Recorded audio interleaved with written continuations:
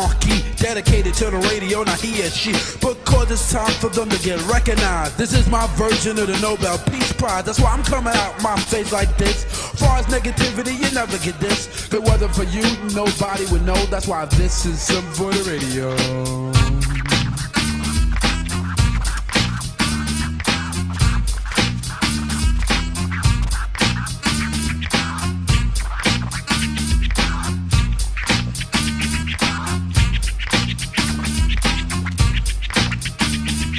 This rhyme is dedicated to the radio DJs to play all the hits on 7 days. And even on the weekends, the DJs will be freaking without a doubt, because everyone is unique in the way they cut the records and be talking. It sounds doodle extra crazy deaf on a Walkman. To all the disc jockeys that's on the go, this is something for the radio. And this is on the radio.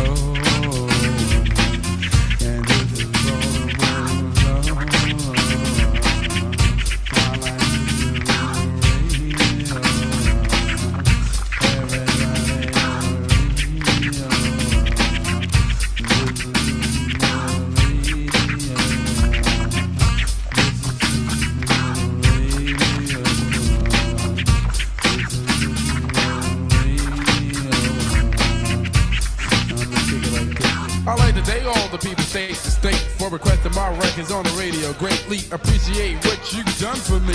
And my reward to you is my MUSIC. Straight up, I make the music just for you, so you can do the extra crazy bits, small dance too, or even do the dance made up by yourself. As long as you use good physical health, because you're the one to make the radio hype, like fresh tobacco and a brand new pipe. A program director always pick the right hits, like putting some salt and pepper and butter on grits. I always look up the program directors, cause they're the ones the jam selected. A couple of years ago when I didn't have a record playing on the radio, I thought to myself saying, if I ever get the chance to play on my stuff, I'm gonna make everything extra tough, cause radio will last to infinity, as long as my name is the B-I-Z, ever the A-R-K, and I'm here to say, #1 entertainment source in it like USA, cause if it wasn't for you, nobody would know. That's why this is something for the radio.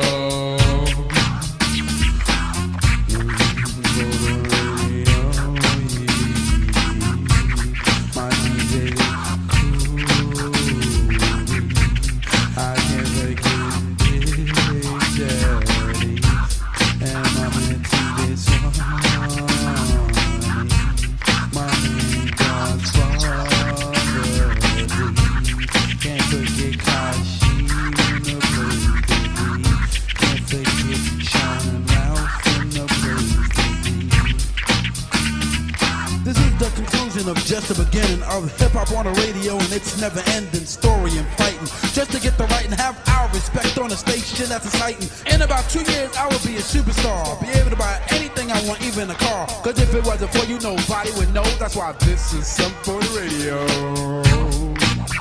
You know, I just like to say it like this.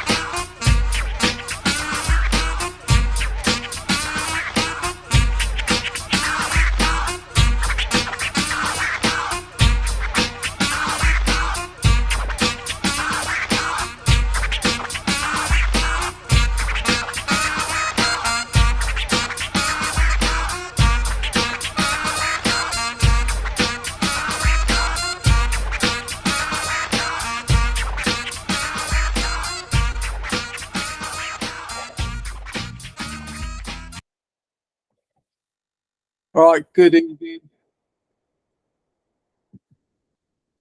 All right, good evening all. Hope you well. Hi, Rushma. Hi, Irish. Just wait a few people to come in. Bit of a short decision to do a show tonight, actually. I wasn't going to do one, but be with Dale. I'm going to do Grenfell Tower. I'll wait for Dill to come. And we should have a nice little stream, actually. Really, I should have advertised it.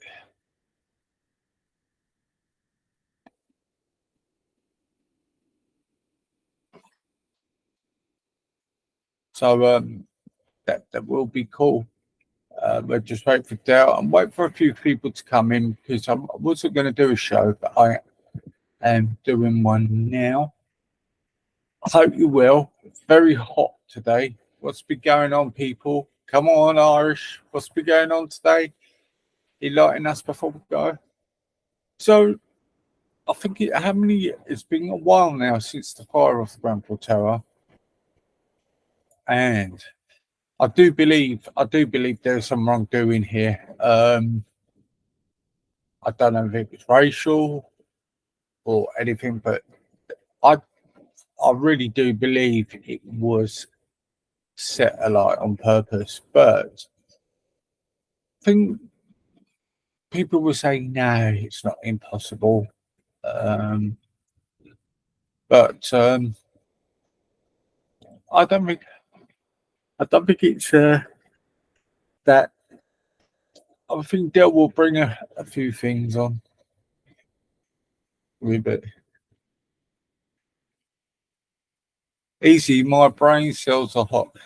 I thought you when you was in Brian's cell, Rashma. Yeah. Yeah. I'll tell you what. Have you got a brain, Rashma? I ain't, mate. I know it's hot tonight, isn't it? So yes.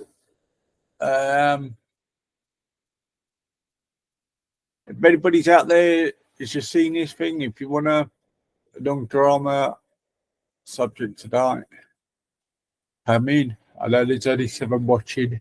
Big up the 7, hit the like. Yes, it was advertised well.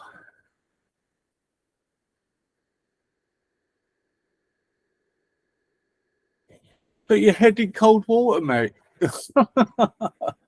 Or eat a nice lolly. And I think it's going to be a good show.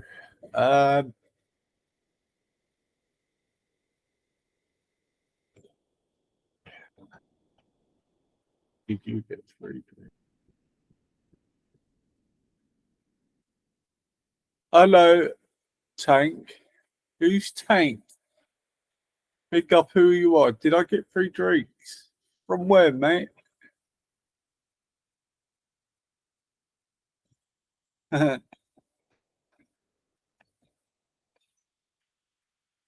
Anyway, welcome to the channel. Oh, hello, Top G. Oh, it was you, Top G. Oh, thank you very much, sir.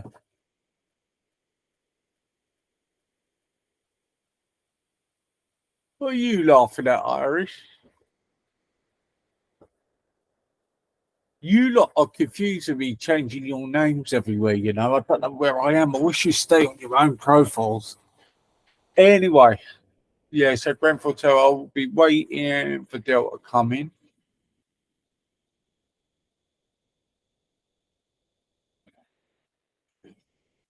What's Irish laughing about? She's been drinking.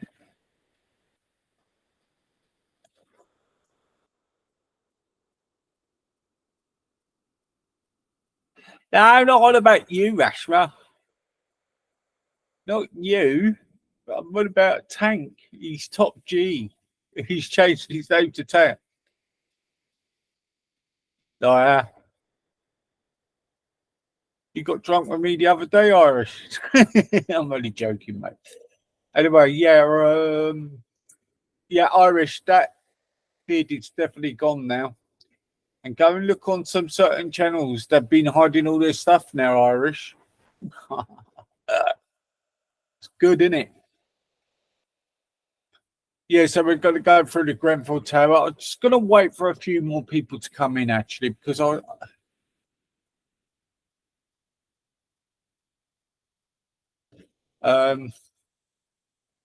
just going to wait No, I've forgotten what they're like, to be honest with you. Just gonna wait for Dale because I think he deserves a bit of an audience as well. But just see if we get some more coming in for the notifications. The call and so we're done. I'm not doing late one tonight because I am tired. I wish I didn't do that drama one yesterday, but you know. Oh, Irish, she's Rashma saying you look old for your age. No, she said you don't look old for your age.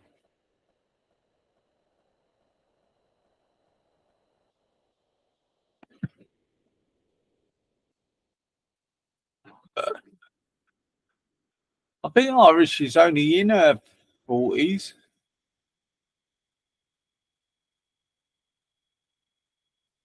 Russia, we've never seen her. Mm. You know, with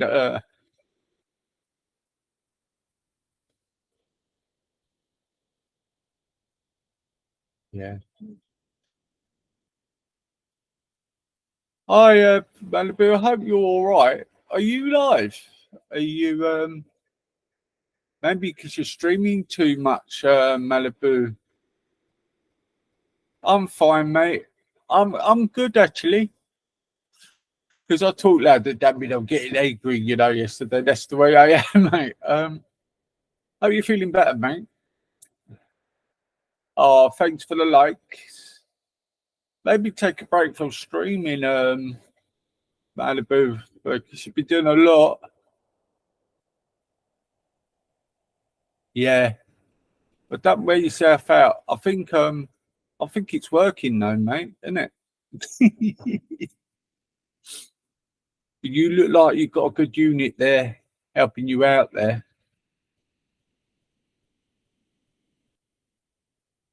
Yeah, that's what you got to do, mate. Don't do too much of it. You're going to wear down because I feel like you were getting tired by listening to you. Just try and switch off for it. Listen to some music, get back, watch the TV or something. I know it's hard though, because you get that bug, don't you? Get that bug for streaming.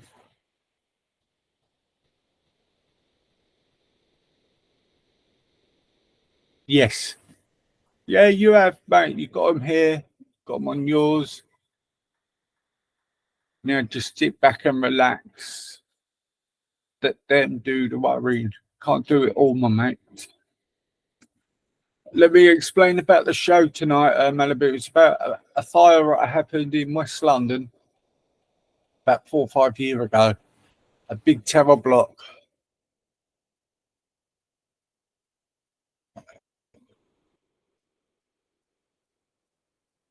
Yeah. Yes. Yeah. And it was about this a tower block in West London which killed a hell of a lot of people. It had cladding.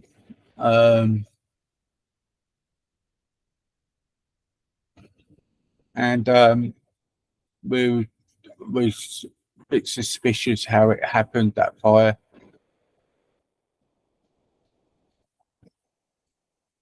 Oh, yes, I am. How you doing? Yeah, believe it or not, Malibu, my parents lived in them flats when I was a very young baby before they moved. Yeah,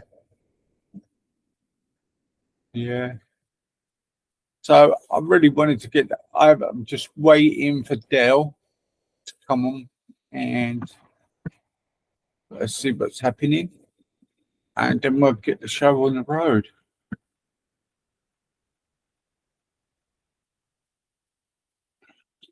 Hello, yes, I am. Big up. I am, thank you, sir. And you, yes, I am.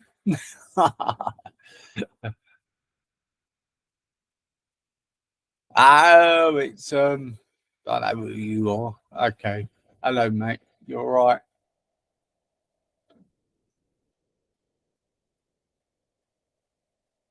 Um, I think we know who he is. He's okay. He's okay. I don't want to say it out loud, Rashma, because I think he wants to keep it. Thing.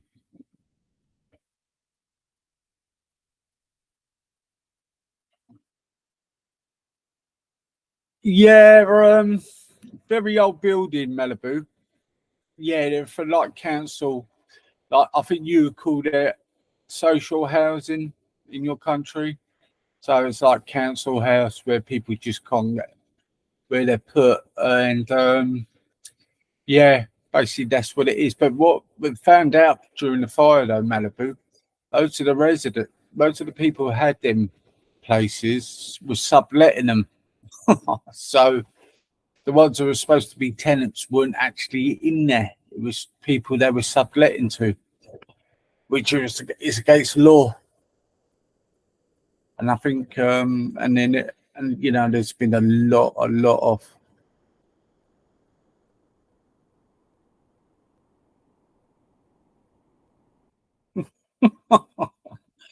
Uh, so, as we they were claiming false claims. There's been a lot of right mess up, and nothing's been done really. But there should have been money done to sort them out ages ago, and then we had this fire. But what I'm doing is just questioning.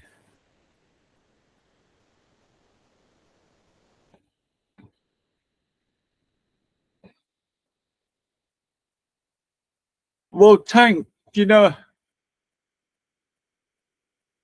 was it was a set up the blokes. Tank, this is what I'm questioning tonight.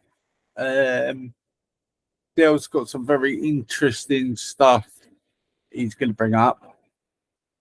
Um, I know he wanted to do this show with me. He'll be here in a minute. And yes, interesting stuff. And this is what I think. I think it was done deliberately as well, Tank.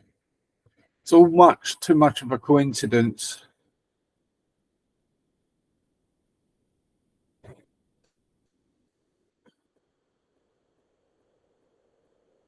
Right.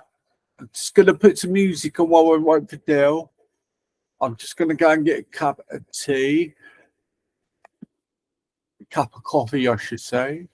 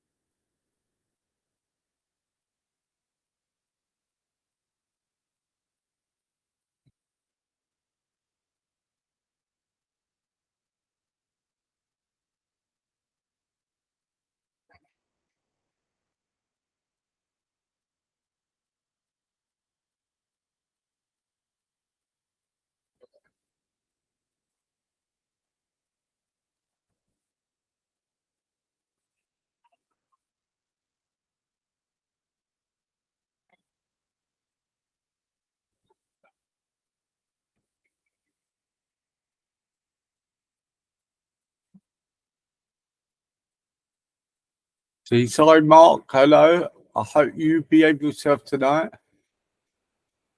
Uh, you be nice to my co-host tonight, Seaside. Okay. Right. I'm just waiting. I'm just going to make a drink quick.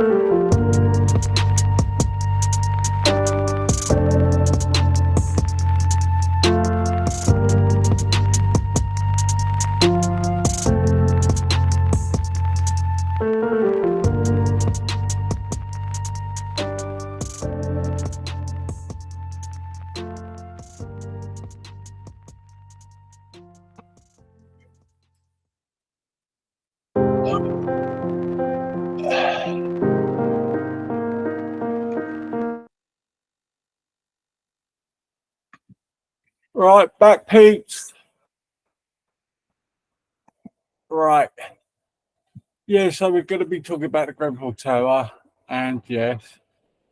All right. I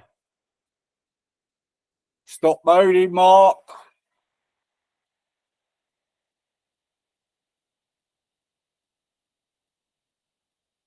Remember, you'll be warned.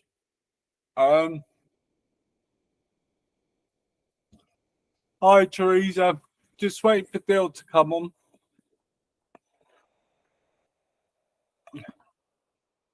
He might fell asleep, thanks. But we will be doing this for him in a while.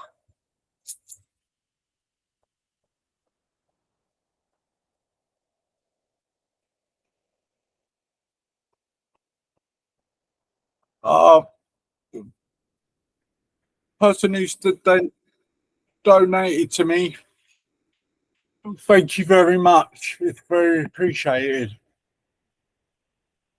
Thank you very much.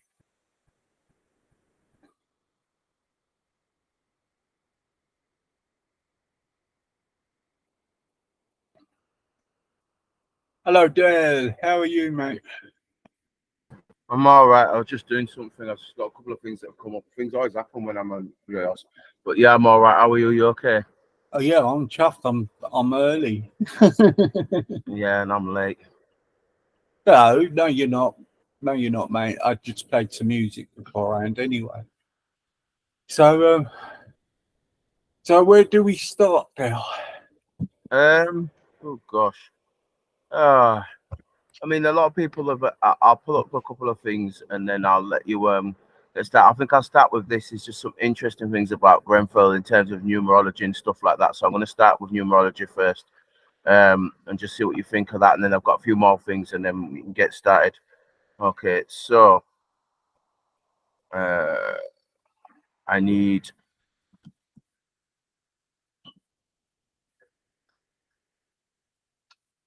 Right, if anybody, any newcomers, this is Dale. Comes on very knowledgeable with a lot of stuff. We've got Bellevue here from America. She's is listening in, and she knows about the Grenfell Tower. Yeah, and so go on. So yeah, we've got some newcomers. So yeah. All right, so we're going to look at some numerology to start with. I need to share screen, easy. Yeah, it's ready, mate. Already. It's not. Oh, well, oh, right. I always put the wrong one on. Okay, got it now. Is that all right? Yeah, you've done it now. Thank you for coming on, Dill.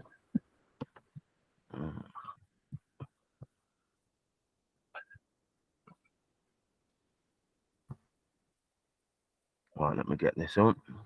I shouldn't get copyright with this anyway. I don't think. So, can you hear me? I can. So this is interesting. That's something I found. So it's geometry. I'll share the link in the effect afterwards. But okay. The Great Fire of London, 1666. There's all seems to be rituals and stuff. So 201 days after the Pope's birthday, Fabio Chigi. So you can see here, this is all linked with the Grenfell stuff. So Great Fire of London. So it's 201 days before the Pope's birthday. You can see here the London's burning thing. They've always got this theme of London's burning going on and the fires. Yeah. So you can see here, you're going to just link all the numbers up to start with, because it links to Grenfell. You'll see it in a second when it goes through. So you've got Jesuit order. These are that I call them the Dark Roman cult, and these are the ones who would do all these ritual stuff. I think this right, like with 9/11 and stuff like that. I think all these rituals always seem to happen on these kind of numbers. The Catholic Church. So you've got setting of the world's fire and the anti-Catholicism and the Great Fire of London. So you can see here. And I'm going to touch it further in this next article I've got as well. So views of ITV's The Great Fire, which concludes this week, will have seen the unfolding conspiracy theory in which the finger of blame for the Great Fire of London is pointed directly at Catholics. Or let's see, this is not purely dramatization. There is no shortage of anti-Catholic sentiment in the 17th century in England, not least because of the 5th of November 1605 historian Thomas McCoog, SJs, surveys the religious and political landscape in which Catholics, particularly Jesuits, became prime suspects in the Great Fire of London. So that's the first part. I'm going to link it into the Grenfell one, and you'll see in the next thing. So you've got this is the side of it. So you've got 1907 is the anniversary of the Freedom Day in England, which was comedy.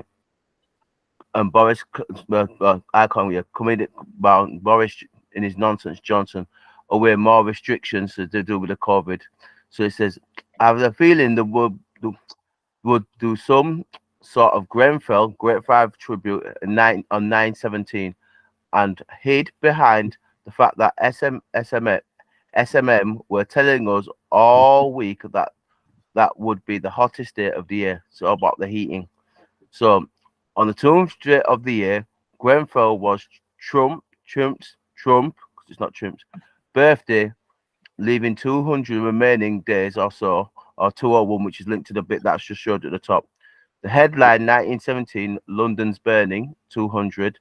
Grenfell was 80 days from the anniversary of the Great Fire of London, and 80 is a ritual. It's the number 8, which is, I refer to it as God's number, which is when they do their occult magic. So it's interesting, it's 80 days before, and it's good. It was also 81, span of 81 days, ritual, and the number of the beast. Grenfell, 1318 in Jewish, and the Great Fire of London, 666, we know about that, all the 666 stuff. And the 603 score 6 on 100, 46, and Grenfell on the 14th of the 6th, in June 14. The 1456. The Great Fire of London in 1606 emphasizes the last 3 digits, incidentally also known as the Roman numerals added together using the numeral values, not geometry, as adequate to 1666, which is that date you see on the a lot of these corporations. That one there, this one here, you tend to see that date, and it's encoded on a lot of the buildings, and you see that quite often. So that was just the first part of numerology. So I think it's like with 9/11 and 7/7. They always seem to do these rituals on certain dates. So when if you look into what I think it's Dr. Nick Callistrom, I think he did some good work on 7/7. And I don't know if you heard a guy called Peter Weiser. No, I haven't. Yeah, no. A guy called Peter Weiser. So basically, they were talking about and when 7/7 actually happened, it just so happened that they happened to be doing drills on the underground. So it just so happened that the emergency services were doing drills on that day.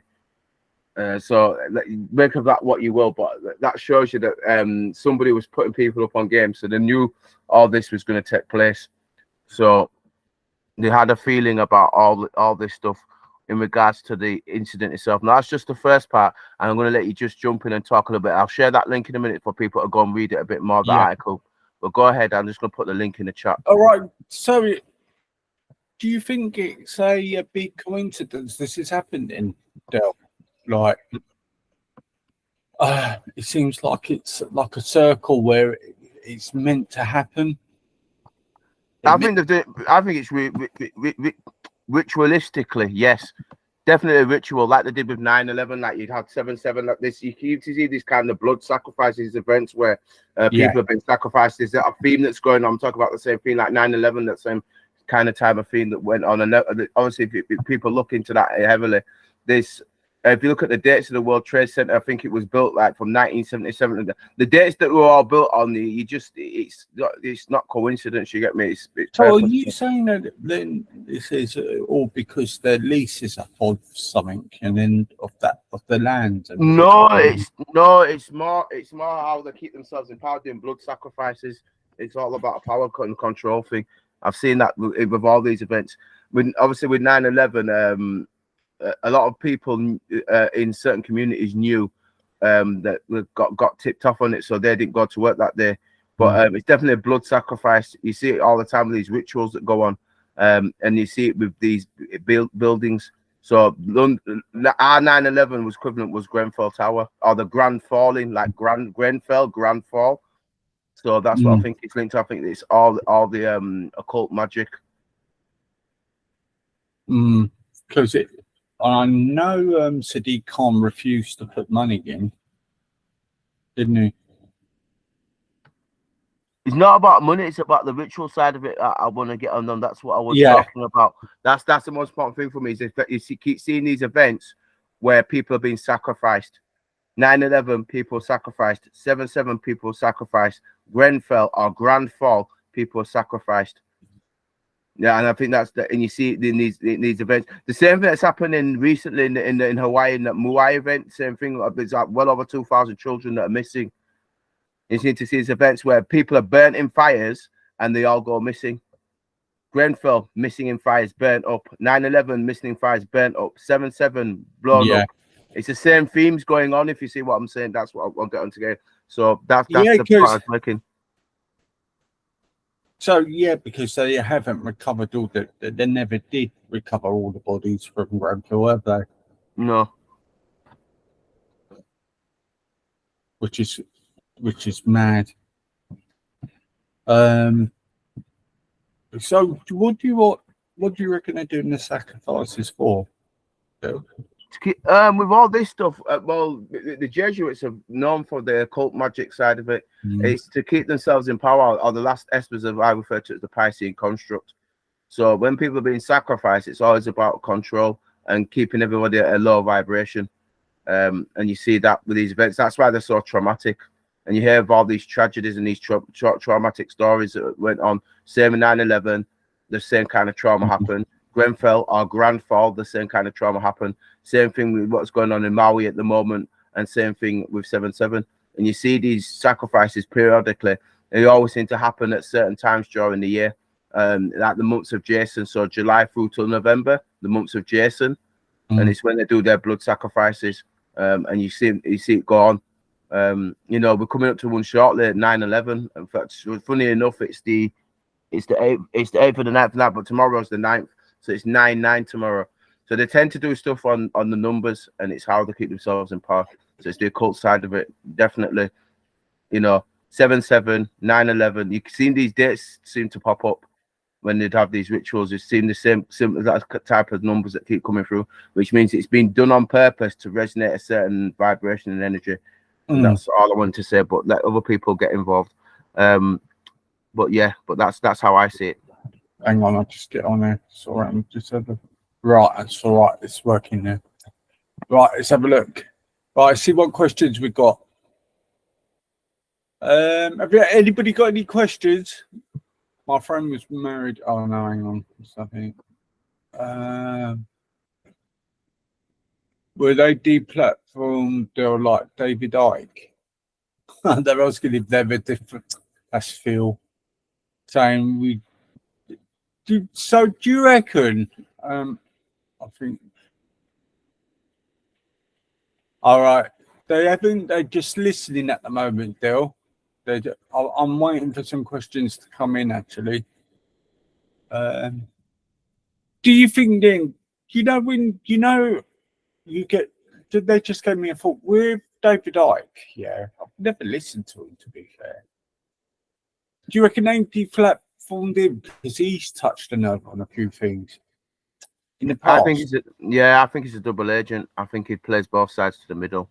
Bobby Hemmett exposed him. Yeah, I think. What do you mean double agent, Dale? Meaning that basically he gets information from both sides.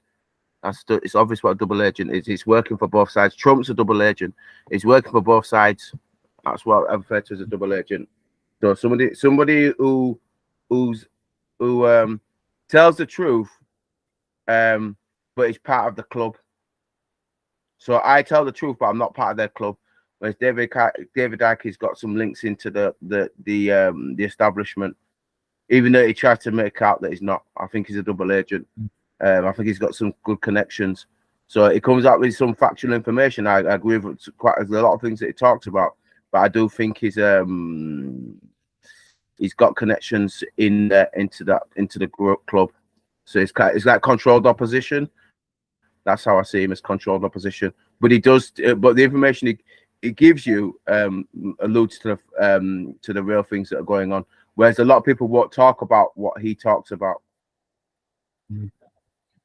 So yeah, he's a double agent, and you often get people that are double agents. It's quite normal. So going on to the Grenfell Tower then, what sacrifices were they doing, do you think, then, to cause this fire? What was it a problem to get rid of a community? Well, you've got two aspects of it. The aspects that we see of it, the aspects that I see of it is the occult side, which is what we're going to talk about, which we've been speaking about.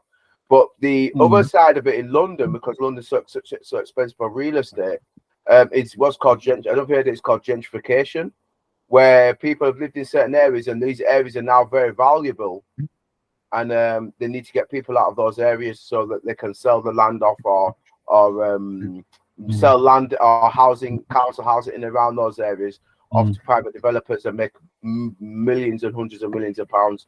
So, and that's happened in London multiple times in areas, especially in those type areas where it's near Kensington. It's very expensive. So they don't want people to have council housing in Kensington because, you know, if the council can have those flats, they can sell them for millions of pounds because they're worth a lot of money. So any that sort of area of London where that took place, all those areas, it's very valuable. It's near Notting Hill. It's very valuable real estate. So the gentrify areas, so they have to get rid of people, so they take them out. So there's that aspect as well. Yeah, I well, I know that aspect of that area. I was brought up near there. So I see now my query about the start of that fire, right? It's all right. It had cladding on the side of it, but the fire started in the middle of the flats. It didn't start on the side. Do you see what I mean? The actual fire was actually growing from the middle of the building. So yeah, it floors them saying about. I think they said the fridge blew up or something. Well, come on, we know with a fridge, if it blows, if the generator blows, it's not going to cause a fire because it's just got like air, really, isn't it? And very rarely the plug will get caught alight from that, from the fridge, because of the generator. So it's, you know, the generator's not done by any petrol or anything. It's just flow from the electricity, but through the air of the generator. So how the fucking hell they're saying that got caught on fire from that? Yeah. It just doesn't seem possible unless the plug was unsafe. The sockets. Yeah, no, these buildings have got obviously safety controls in place.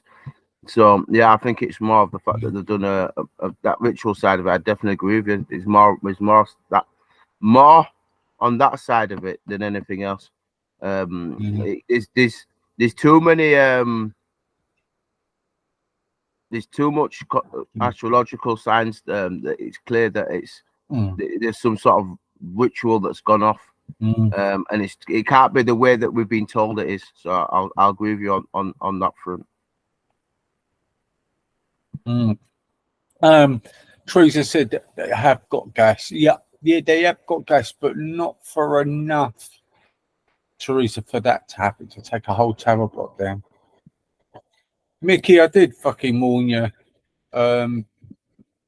You just have to behave yourself. You've got one more chance here. Yeah, you're real. Well, do you know what, Mickey? Bye-bye. Yeah. Trying to have a decent conversation. You've been a prick. All right. Yeah. So, would you, Dale? How do you reckon that started then? I just think, however, in regards of how it started, it's more about its outcomes. So, regardless of what they did, whatever they did to start it off, whoever did, I don't think it's not. I don't think it started by accident. I don't think it was just accident. I do think it was purposeful. How it started, I can't say, because you did. There's too much there's too much areas where you can question it. What I do know is it wasn't an accident. That's what I do. I'm going to see if I can find the start of the fire on there. Yeah. Well, I've got something else I'm going to share with you before you do that. Oh, okay. Brilliant. Okay. I've got still some more stuff to show you, so I'll get in on that. So let me get in on this and see what you think of this now. So this is another part I'm going to share.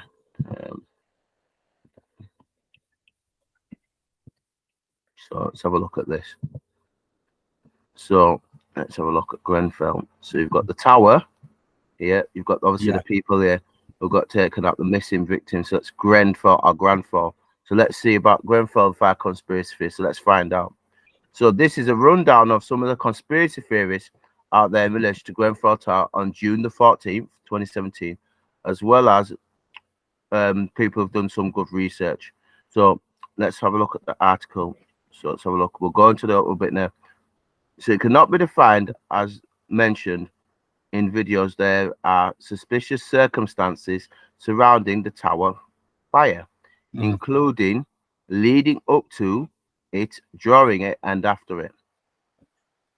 So let me preface by saying to keep an open mind about the word conspiracy, because it gets a bad rap out here. Well, we always know about that.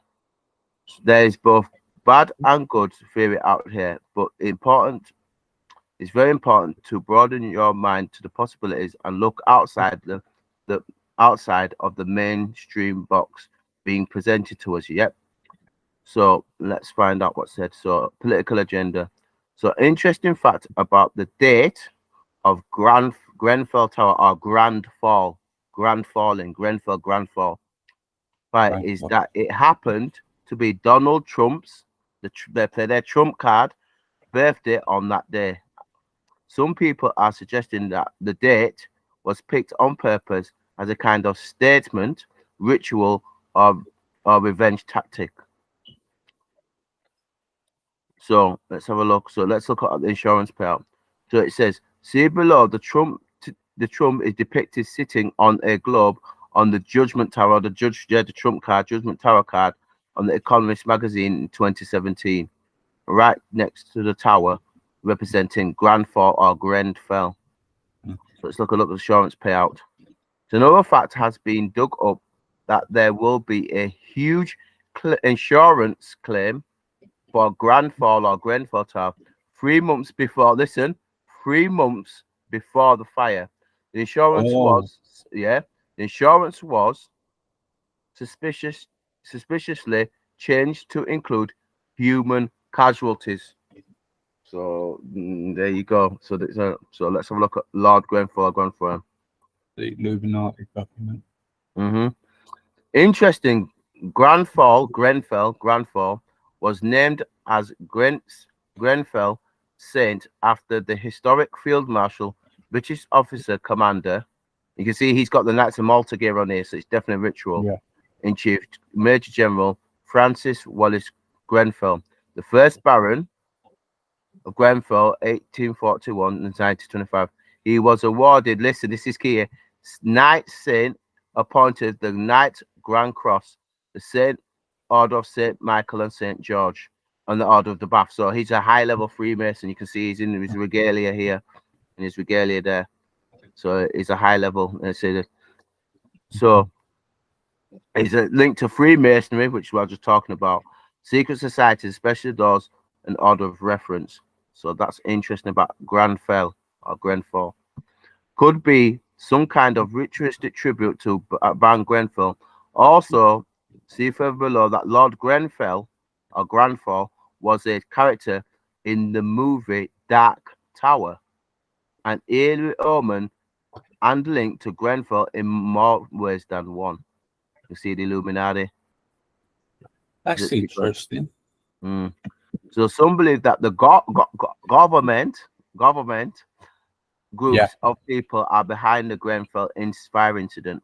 Many people feel adamant that there are slaves in an oppressive system. Now that's definitely true under Sesta 2 AKB. That's definitely true. And that secret elite, a group of wealthy families and individuals, are secretly controlling things behind the scenes, meaning the Menace Hair Khazarian Bankster cult, as I refer to it as.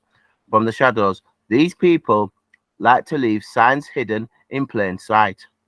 People have been given terms associated with the Illuminati and associated groups. This is also about fake news, which includes major mainstream broadcaster, the BBC, and other media outlets that are said to be controlled mouth puppets for the elite. Some people are drawing connections. This is something I mentioned earlier. Possible links to the case of satanic ritual of sacrifice, definitely grandfalling, missing children, and I talked about the Maui recently incident where missing children went missing, and a possible link to pedophilia and child sacrifice. Known for that. And the same thing in Maui, 2,000 children have gone missing. You keep seeing this stuff that happens. Tarot card, so you can see the tarot card. Look. Yeah. Wow. What was that just happened? That link? What was that noise? Oh, it's all right. I was just giving you a message. All right. So the tarot card in reference to 9/11, so you can see the grandfalling or Grenfell. So you might not like it or believe it, but it's fine. But just like you can attribute 9/11, the tower card in traditional tarot, the card also bears a striking resemblance to Grenfell Tower. You need 9/11 into article here, but I won't have to go in on that yet. Uncanny thing.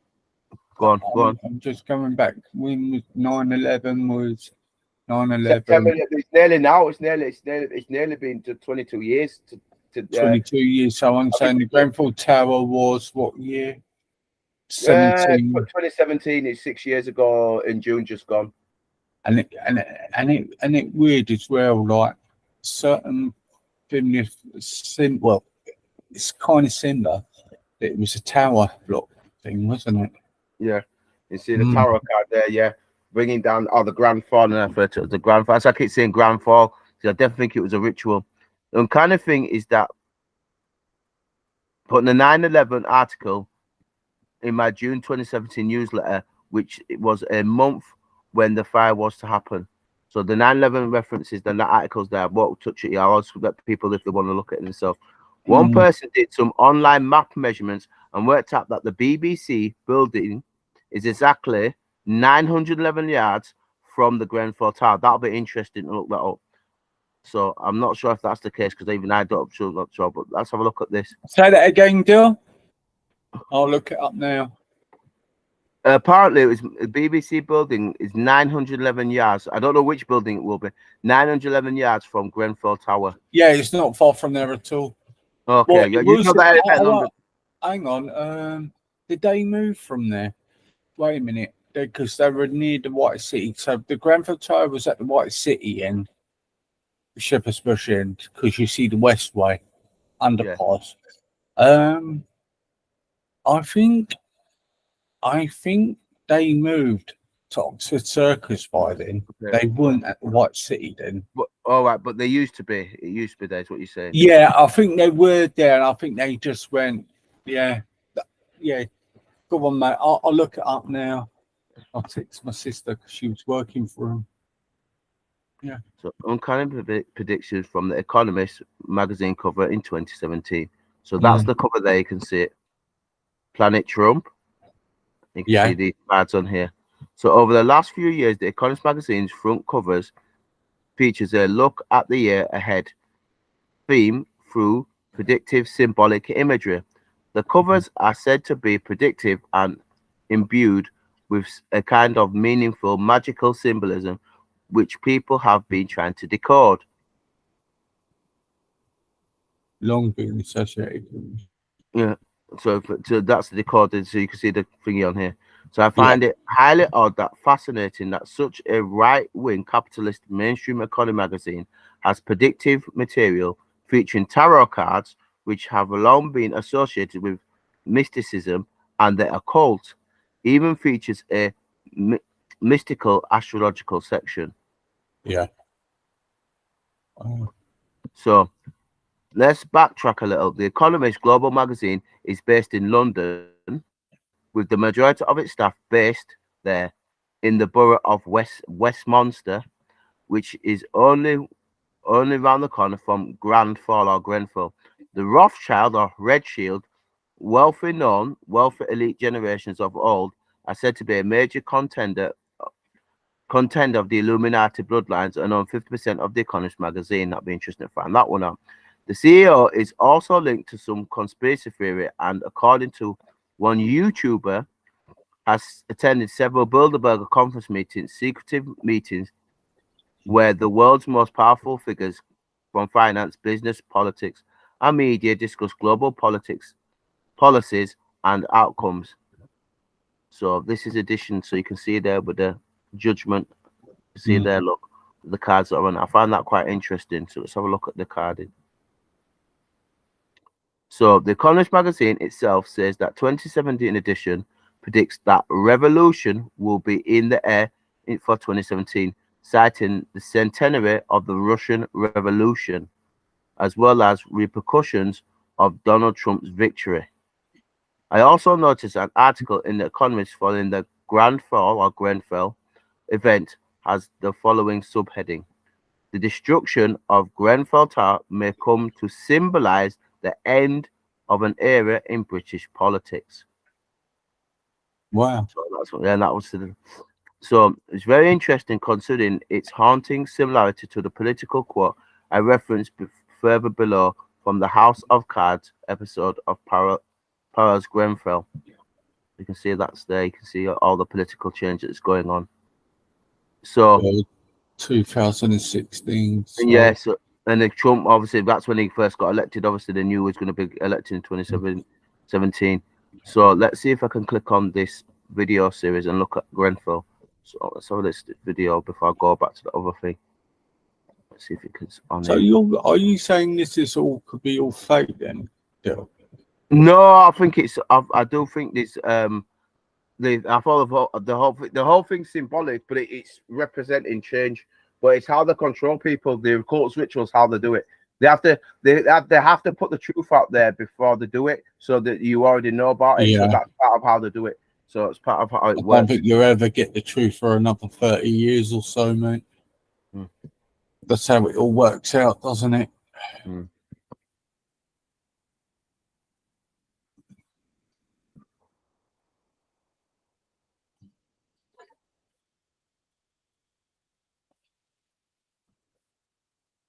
see what we've got in the chat. Synthetic rituals by the sounds of things. The Mason's connection is a mad steel tank. That's tank. Just tell me to stop easy. Sorry? Just tell me to stop easy. There you go, and then say what you say. That's it. It's all right, mate. I'm just reading out a few things. That's all. There's nothing much to say. They're just talking in jest. What's she going to do, Del? Sorry, mate. All right, just let me know when you're ready to continue, and I'll ready, start. mate. I'm ready, mate. I'm ready, mate. All right. Sorry, I was just looking if there was any questions. Because I'm looking at 3 different screens at the moment.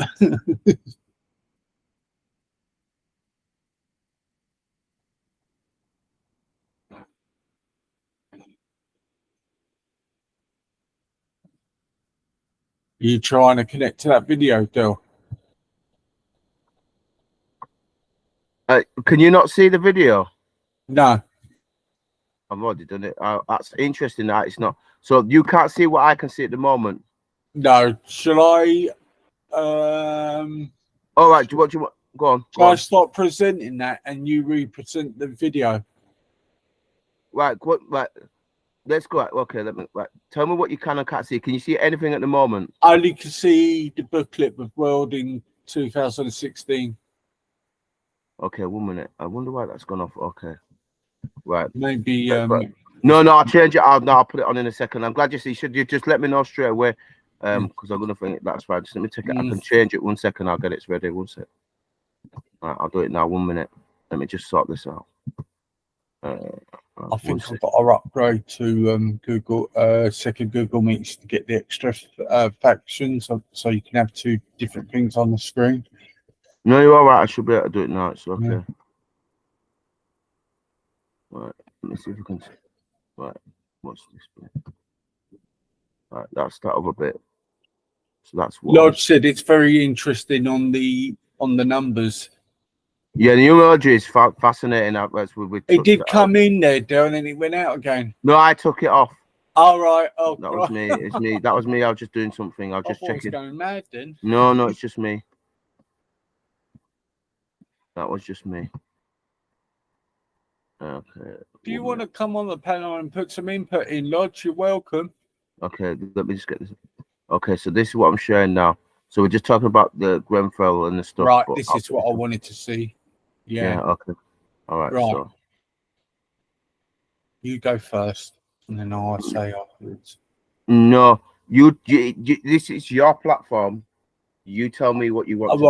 Right. I've explained I've talked about my aspects of it. I think there's something dodgy going on. I've explained how. So do I. I've shared my links to. I've been sharing my links in the chat. So you just dictate how you want to do things.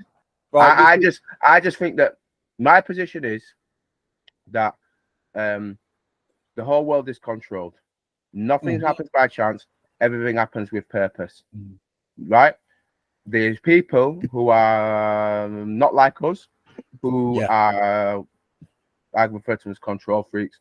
But in order to remove themselves of any karmic debt, you can't harm another living soul. So if you're going to do something, you have to put the truth out there. And that's what shown with the World Economist. That's what shown with those others, is that they show you what their predictive program, they show you what it is that they're going to do.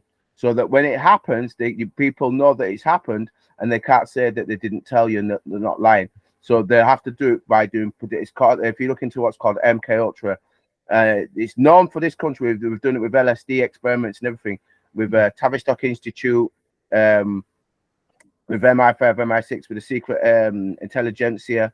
That they do the rituals. That it's well known with MK Ultra. It's the same thing, that they have to do predictive programming in order to do something. They tell everybody they're going to do it before they do it, and it's put through the mainstream media, so that when something happens, that it doesn't come back on them, because we told you, so you should have been able to figure it out, because you know what I mean. So that's predictive programming. They've always done it, and it's just how the occult work in terms of the ritualistic and the magic.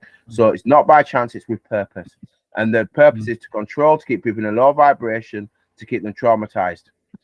Nothing happens by chance. Everything happens with purpose. So my point is, everything's controlled. It's done deliberately, and it's done to keep people in a low vibration, because we're entering in 2017 on September 23rd. We entered what I call the Age of Revelation. The Age of Revelation means in the Bible on September the 23rd, 2017, we entered the Age of Revelation. I did this whole talk on Jupes about it. I did all the alignments and everything. They use the astrological clock to show everybody what they're doing. This is why they always use numerology to control people, and that's why I was talking about grenfall, 9/11. Jukes is there as well. All right, she knows about stuff like this. We've covered it on. We've not this particular issue of grenfell, but we've covered the Age of Aquarius and 9/11 and all that kind of stuff. We've done all this stuff. What I'm coming here is you just want to cover the grenfell bit, but obviously we know about 9/11, we know about 7/7, the Maui incident happened recently with the 2,000 children going. This constant ritual abuse that's going on, where they're keeping people in the root chakra, in the lowest aspects of themselves, and they're traumatizing people, and they've always done that in order to keep the consciousness low in the vibrations that are on the planet, rather than people reaching a higher octave, which there is a higher aspect that's coming through. But they want people not seeing that, because they want people focused on the distractions they're putting in place. So that's my position on where I see it all in terms of the menace hackers and banks, the cult, who are controlling this entire thing. So you have multiple rituals that they do, whether it's Grenfell, whether it's 9/11, whether it's 7/7, whether it's the Maui incident. There's been multiple, whether it's the Westminster Bridge on 3/22. There's multiple incidents that go on where they're doing these rituals and blowing rituals off. You see it going on all the time, whether the things happen in Paris, whether it happen in Christchurch. There's stuff going off all the time. Oh God, what happened in Paris? Well, yeah, exactly. All of them, they're all the same. They're all the same. Have you looked into whether there's any numerology to do with Lucy Lettsby? I haven't had a chance to look at that yet. I've just been doing stuff that I mainly focus on. Will you be able to look at that for me? And if you get an answer, come on. Well, no, I'll just pass you the information on. I'll do some stuff on Gematria, and I'll just email you the stuff.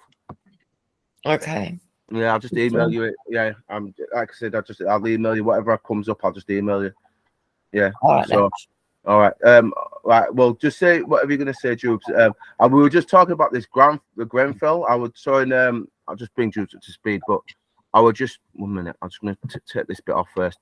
So we've done. Where's this silly thing? We've done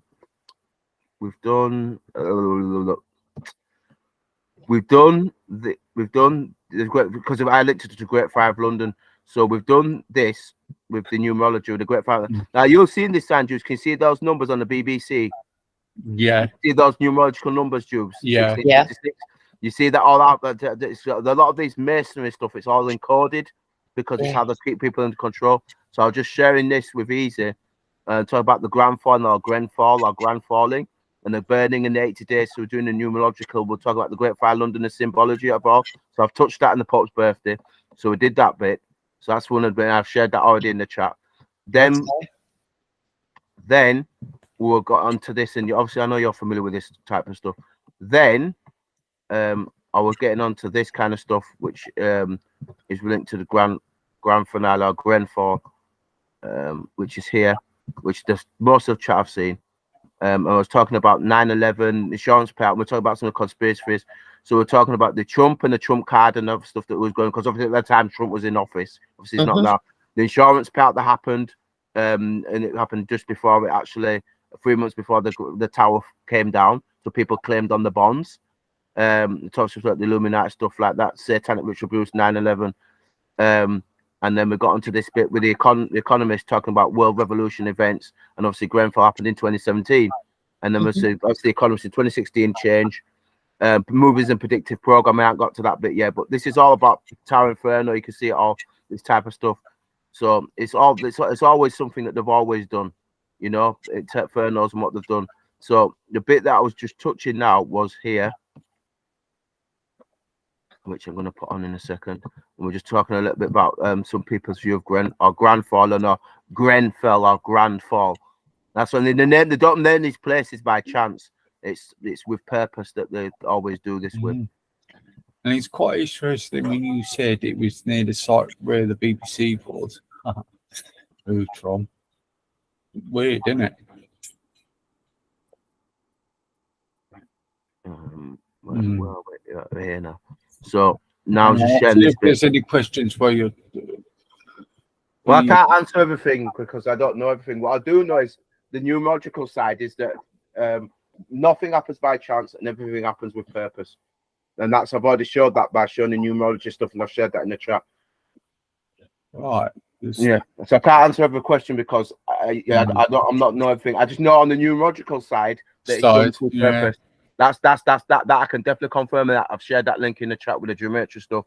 Numerological, they definitely do stuff deliberately. That's on purpose. I've shared that information. In regards to the other questions, we'll do as best we can, but I just need to share the information and that's it. But I just know that this incident that took place on June the 14th, 2017 was not by chance. That's what I'm saying. It's with purpose and it was done on purpose. And these circumstances that happened means that I believe people were taken out and sacrificed. And just like a 9/11, it's a bit like Trump there. Yeah, just like 9/11. See, he's there, 2 eyes, yeah, his long face and his shoulders. See, this is you know, this is what I was trying to say the other day. look, yeah.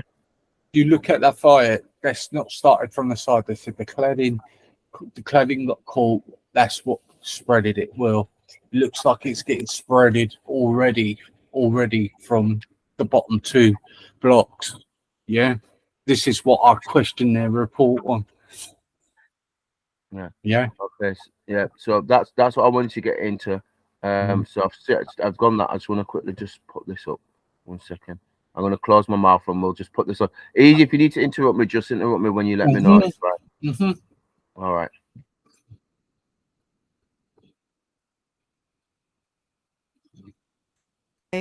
I will talk about basic facts about the fire event and emergency responses to the fire and just facts during the fire from local people. And in the third video, I'll be discussing the after response from the government, further implications from there, as well as important information, a prehistory look at facts about Grenfell Tower and its residents and the complaints that they were putting forth about fire safety, and the regeneration project, which was facilitated by the government, how that affected Grenfell Tower and this fire, the cladding that was used on the exterior of the building and how it became a death trap, the consequences from there, and some final questions that the whole issue of this fire has raised.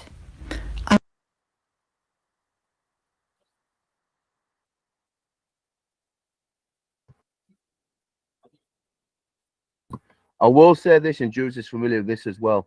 Jules is very familiar on the issue of gentrification, and I've said this, and I'm wondering what Jules thinks on this. But I think that area, because it's so expensive and it's quite a primary estate, I believe that whole area is under gentrification. What do you think, Jules? Yeah, it's a possibility. I mean, have you been hearing about the fires? Very similar things are going on where they've been buying up old buildings.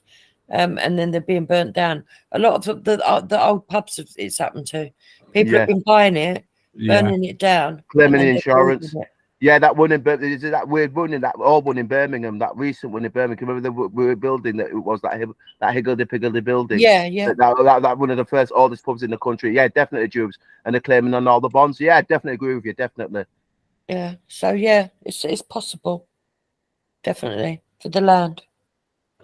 Absolutely. Especially where it was, that would be prime land, wouldn't it? Yeah. Yeah, like I said, that area, that bit, they've done every place up around near that area, like Shepherd's Bush now is upgraded. So it was that area going towards out of Shepherd's Bush towards the White City, and where it's from near the flyover. And that's where you got the money people just down the road. And I reckon they just wanted it out. They just wanted it gone. Yeah, because it downgrades the area. Yeah, that's how I see it. Yeah, well, you bought up around there, so you know that area. Yeah. But I do think London's prime real estate and it's very expensive. So if you've got if you've got areas where there's loads of council housing that's probably worth hundreds of millions of pounds, it's easy to gentrify the area, kick them out and sell it off to private developers, and everybody's making a lot of money while everybody gets kicked. And this is it. Generally in London, they try to kick Londoners out of London. You've seen this as well, Jules. You do get that in general. Try to kick original Londoners out of London, and a lot of foreigners are coming in. If you see that area I showed Jupiter where I was from, and they're building all the time around there.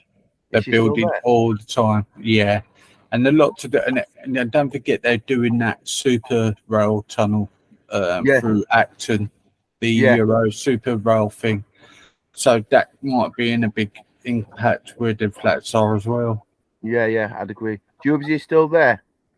Yeah.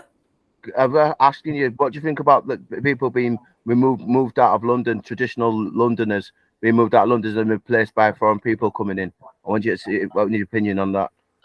What, in terms of moving traditional Londoners out for what? Sorry, moving to London, original Londoners who moved in London for years and years and years, moving them out and gentrifying areas and putting letting foreign buyers come in and buying up all the properties.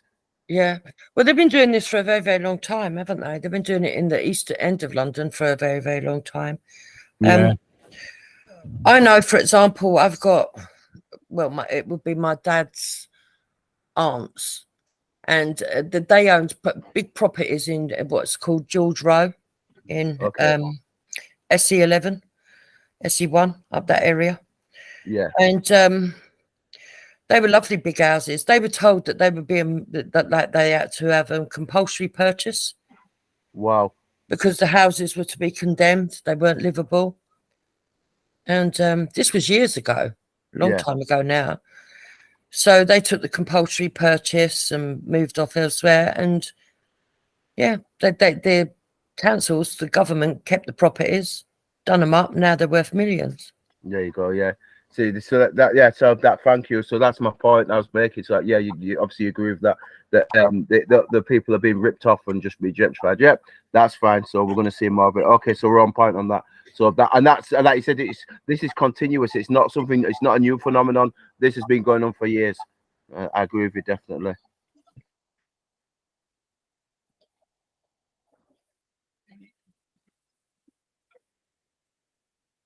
I might also make a video about some conspiracy theories that are out there. They're just alternative points of view, information to share.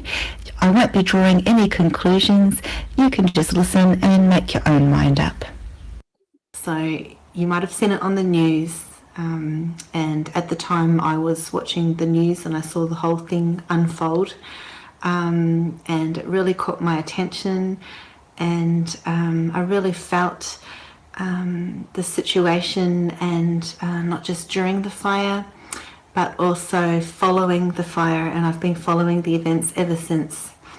So the purpose of this is to report real truths from real people from that building and that local community, and to expose that the government reacted completely poorly.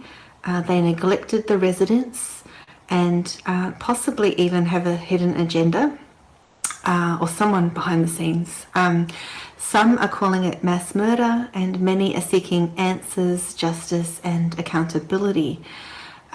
So this video is for the children and their families and their loved ones, and the general public to be informed, so that these people are remembered, honoured, and are given a voice beyond the grave. I mean, graves that are not even made yet, because it's still fresh and there are still bodies to be found. This has now become a revolution of the people. And you might not know this, you might not be following, you know, alternative news sources, you know, videos made by real people. The so-called mainstream media are only showing you what, you know, is officially wanted to be portrayed. They're not really giving you a complete, honest answer and information about the whole thing, and it's quite appalling and tragic and just awful. Okay, so this is now a revolution and an uprising of the people, real people, the common person, for truth, justice, equality, and a dire need for social and political change. It is about voice, the collective voice of the underprivileged, rising from the ashes. If anything positive at all can come from this devastating event, it is that love, compassion, true generosity, and the spirit of people coming together is what life is truly about. And that it's truly time for people to wake up. So I watched the whole fire unfold on both mainstream TV and also YouTube videos made by local people. I saw bystanders desperately wanting to help, but they were helpless. Due to the circumstances and the way that the fire was spreading so quickly, many were unable to do anything. They were completely powerless, traumatized, helpless, heartbroken as they watched people perish behind windows or plunge to their deaths right in front of their eyes. I listened to their devastating stories, witness accounts of children being thrown out of windows in pure desperation by their parents. And I think that's something only a parent would understand. And it's devastating. It's just absolutely just gut-wrenching. I heard the haunting sounds of screams of children burning in the building, and I will never forget that. It's something that I can still hear in my ears every day since then. I don't think I'll ever forget that. I can't imagine what those people experienced, as well as the firefighters. And there are just so many aspects to this situation.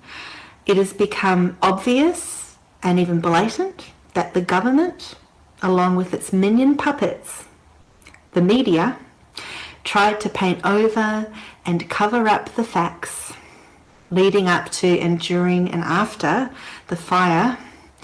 And in the process, they crudely and purposefully suffocated the voice and concerns of the residents of this building, which was a council building, and the local community. So the burnt out skeleton of the Grenfell Tower now stands like an unmasked omen, a hauntingly stark insignia of the clearly cut division between class and race, marking so palpably the cool, cruel schism between the rich and the poor. A sky-high viral icon, now it is in cinders, a landmark of everything wrong in the world. The remains of an unforgiving, silent and relentless war of hardship, disparity, oppression, neglect, injustice. It is a stark, haunting image, a wound in our hearts and minds that, like smoke, will linger. The resounding after effects remain, torn, broken and bare. This is about revolution, insurgence, and human social justice. No longer hidden, it's now in plain sight. I encourage you to start to really question life as it's presented to you through mainstream media, governments, just our life in general, how we're slaves to the system. Instead, watch videos made by people, real people, and other trusted alternative sources, and see for yourself.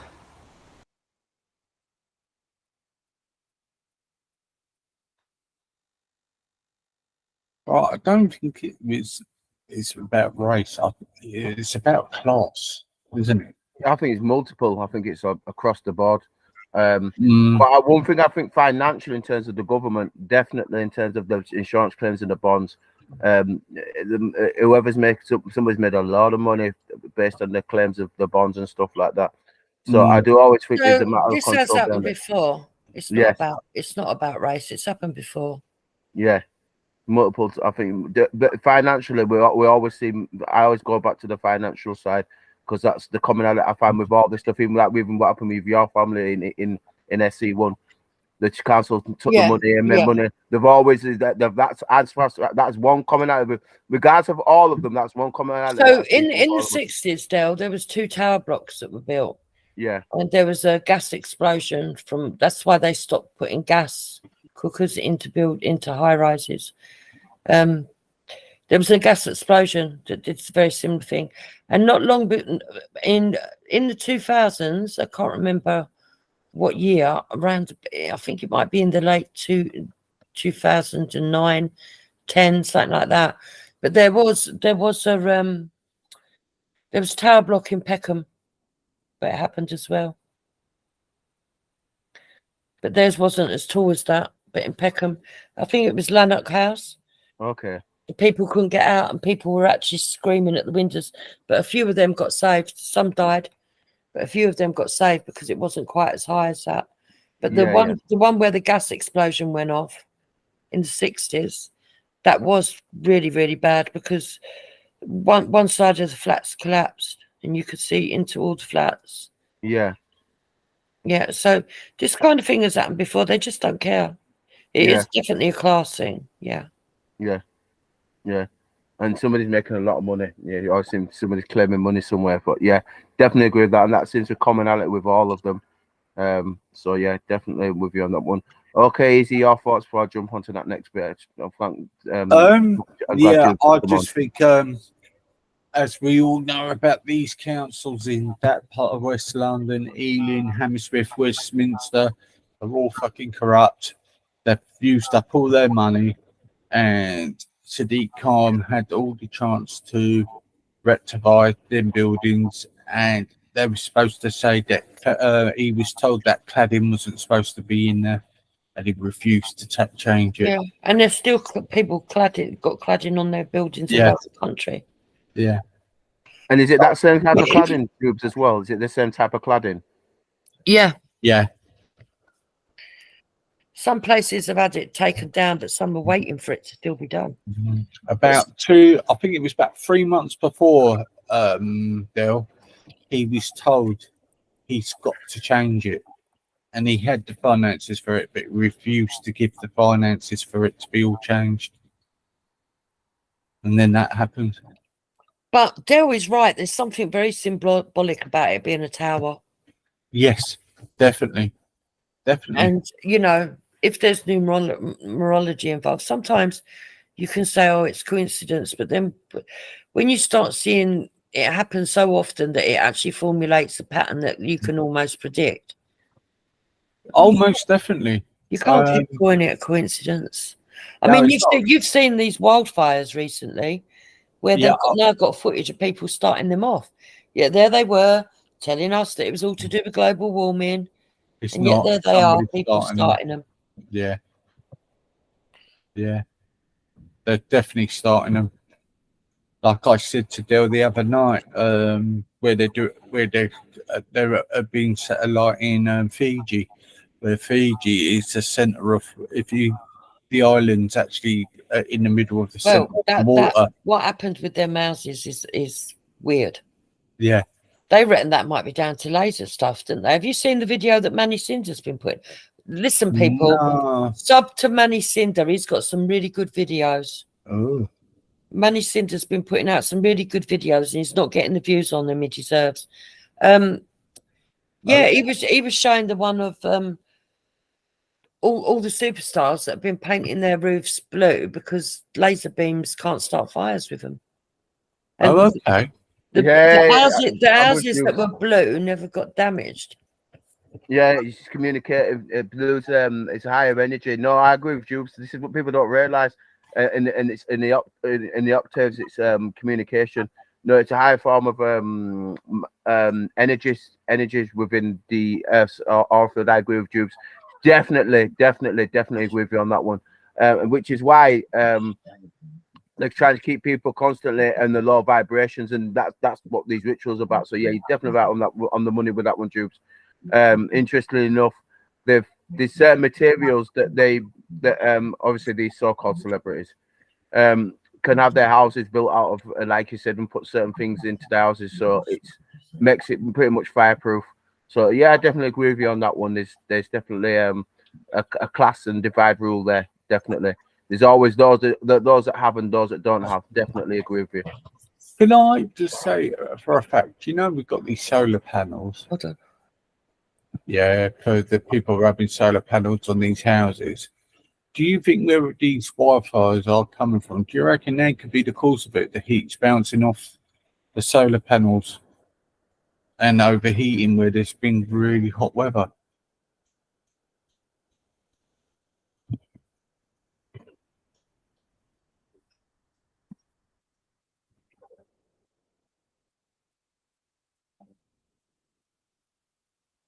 Easy.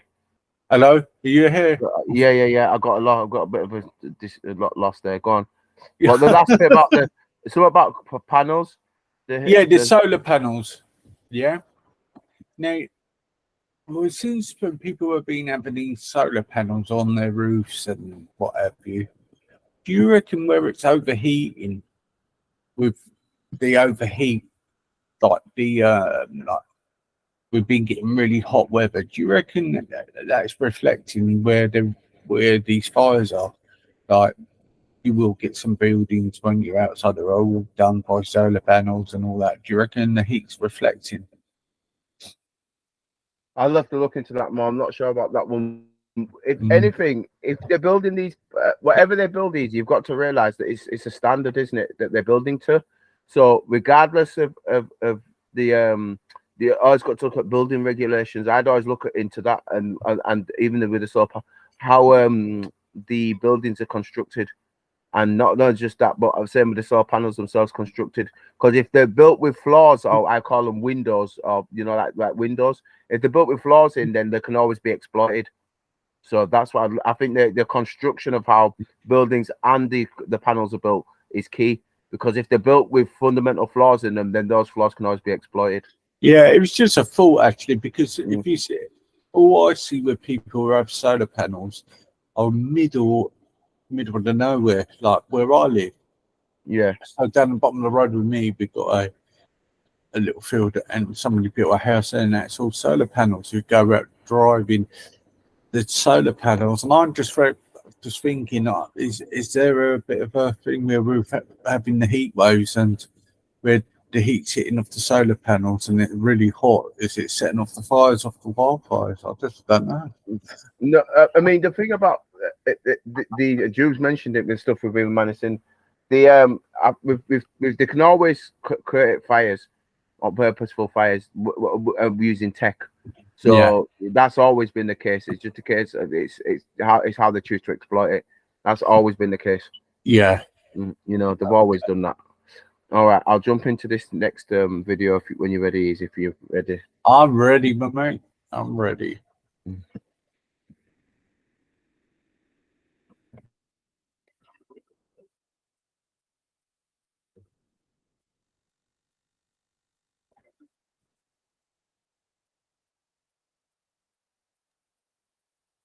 As part of the Grenfell Tower Fire series, you can find more related links below.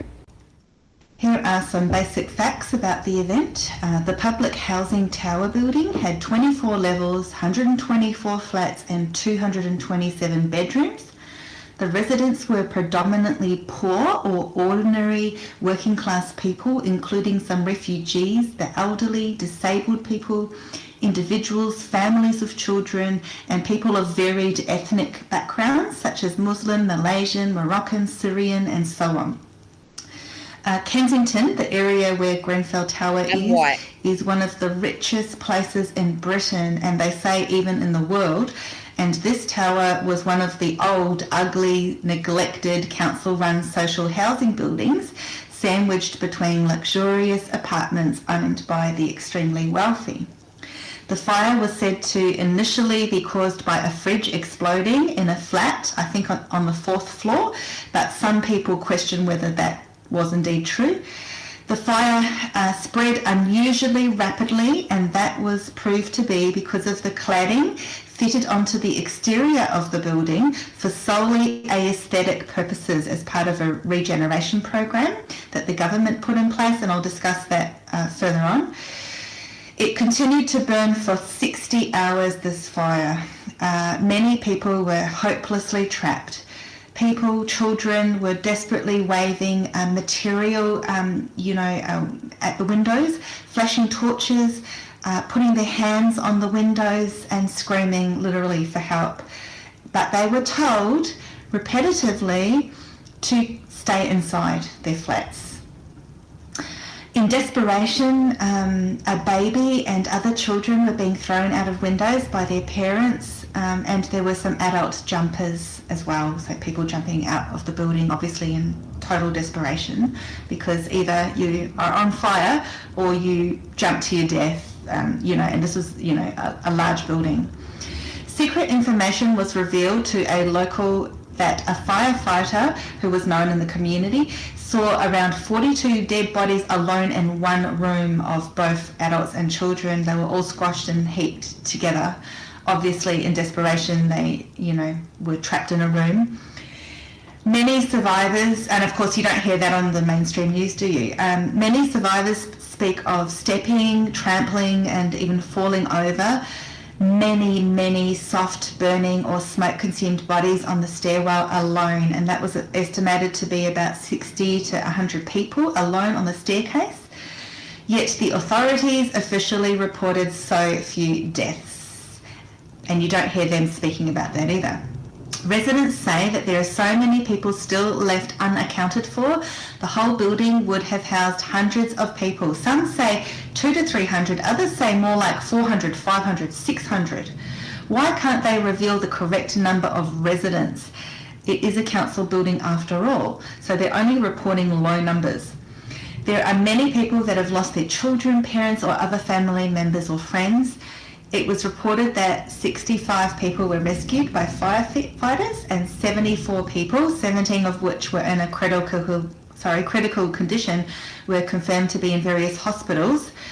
And at first they said only 6 people died, which is a bit of a ridiculous number. And then they said 17, and then by June 20th it was confirmed 79 had died or were missing. There are still many more unaccounted for, according to locals and residents of the tower, that the authorities are simply ignoring and excluding and not admitting and absolutely covering up.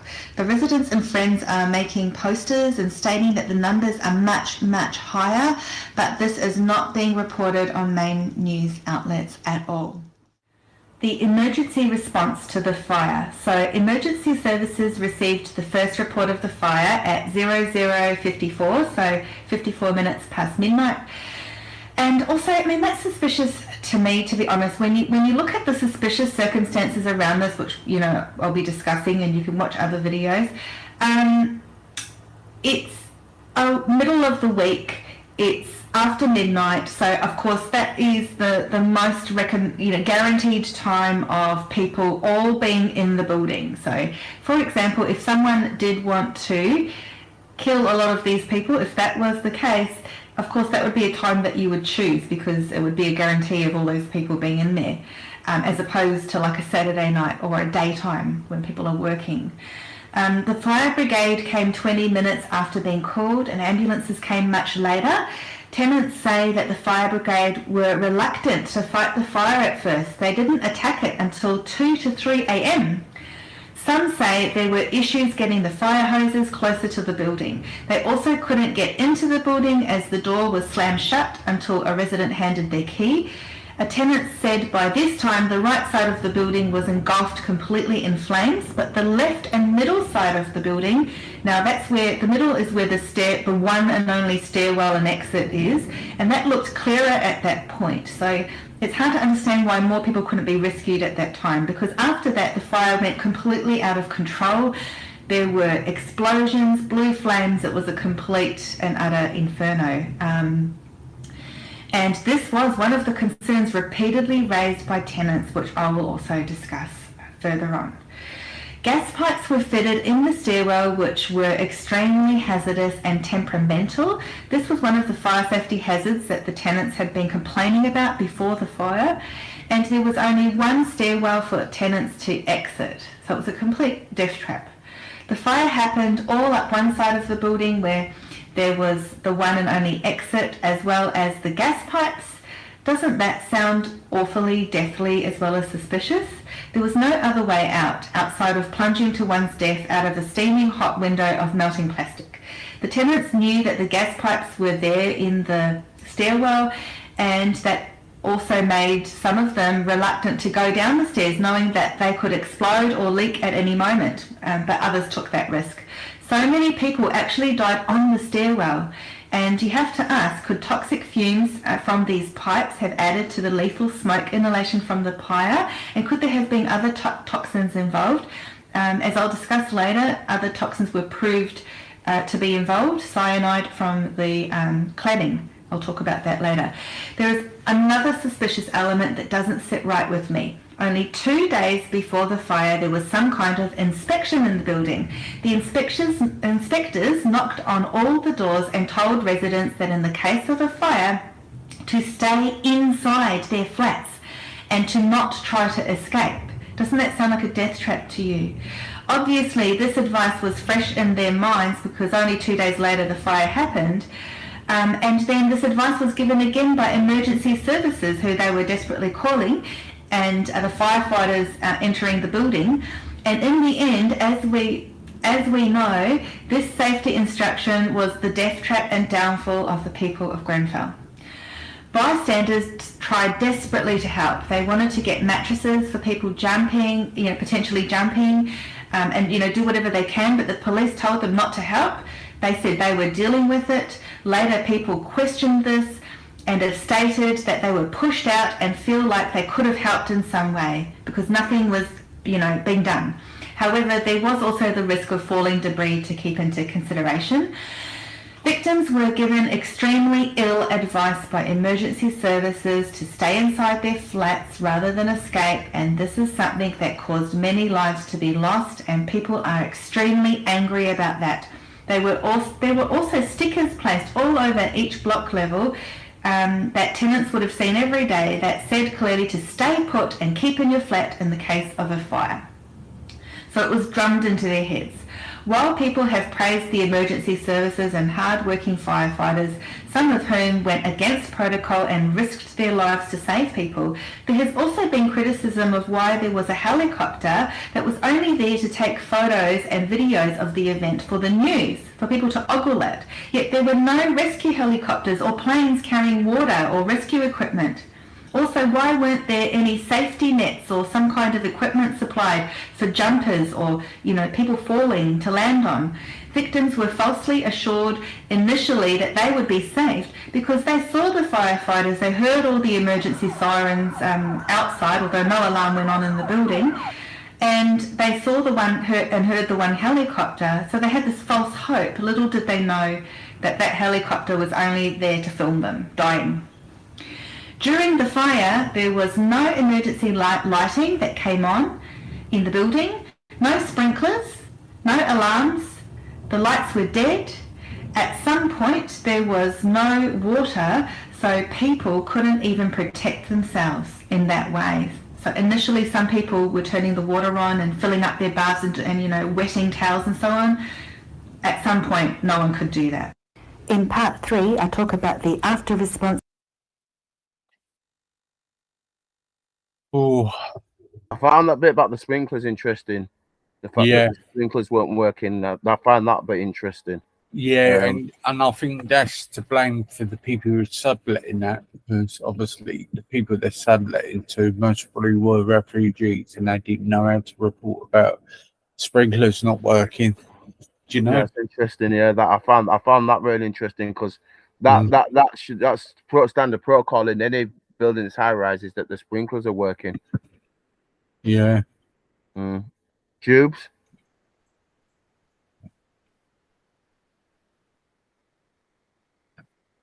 Yeah, so I think she's a bit unfair to blame the fire service and the rescue people. To be fair, I think they like she did say though that some risked their life. She did mention that some risked their life, some went against protocol. She did say that, so she did mention that.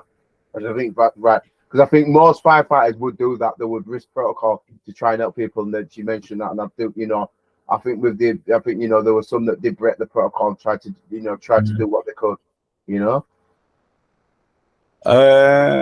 HTP said Cadmium has a PAR course, so high temps cause release the hydrogen chloride and gas sulfur.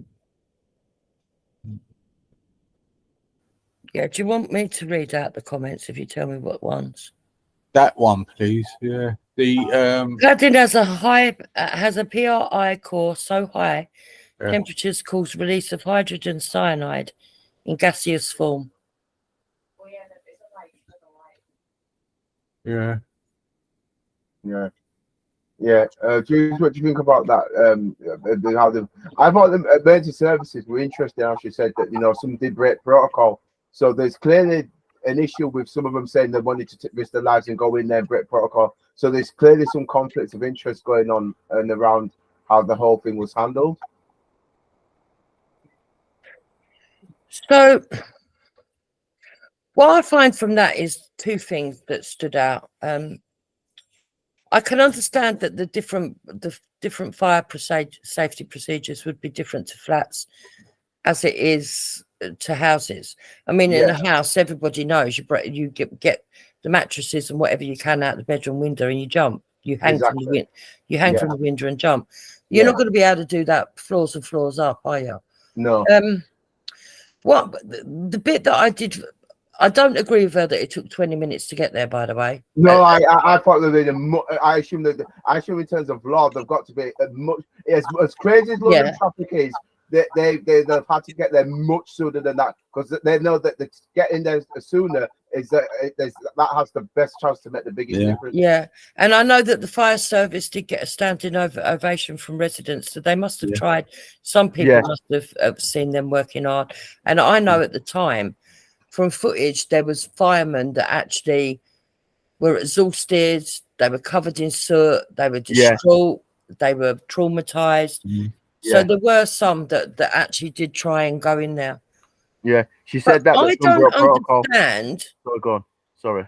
In a country where we live in a nanny state where we can't even fucking play conkers, how they've managed to allow housing where they've got gas on the only escape route, gas pipes. That doesn't make sense to me. Or the fact that they didn't even have a sprinkler system, that doesn't make sense to me either. Well, like I said, that's what threw me. That's what threw me completely, because normally the standard procedures is that they'll have the sprinkler system in. Do you know what I mean? I agree with Juice on that. I don't get that. How have they not got? If they did, why wasn't it working? Go on, easy, go on. Don't forget, they were sublet them flats, so basically, when they came in to inspect the property, the people who were staying in it weren't answering the doors to them because they were sublet. They weren't original people. They found about 100. They found about 100 people were subletting them flats. Right. Okay. The people who were in them flats weren't original people who had the tenancies. Right. That's where the problem is, and that's where they're not bringing up a lot. So the people who are subletted off them were not answering the door for their inspectors or anything. Do you get what I'm saying? They won't do that because they want to hide, don't it? Because they know they're getting sublet to. All right. Should we start the next bit then? Are you both all right? Yeah. All right.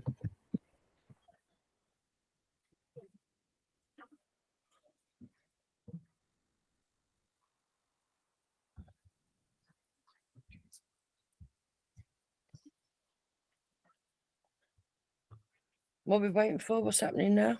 He's just getting a video up. Oh, okay. Yeah, so that was the problem as well. Definitely, because there was a lot of illegals in there, and there was a lot of sublets, and then there was a lot of sublets of the sublets. Unfortunately, if the council, I know this might sound mean, but if the council had stayed on top of all that, checking on the residents every so often, it might not have been so high. Yeah. And agree with you.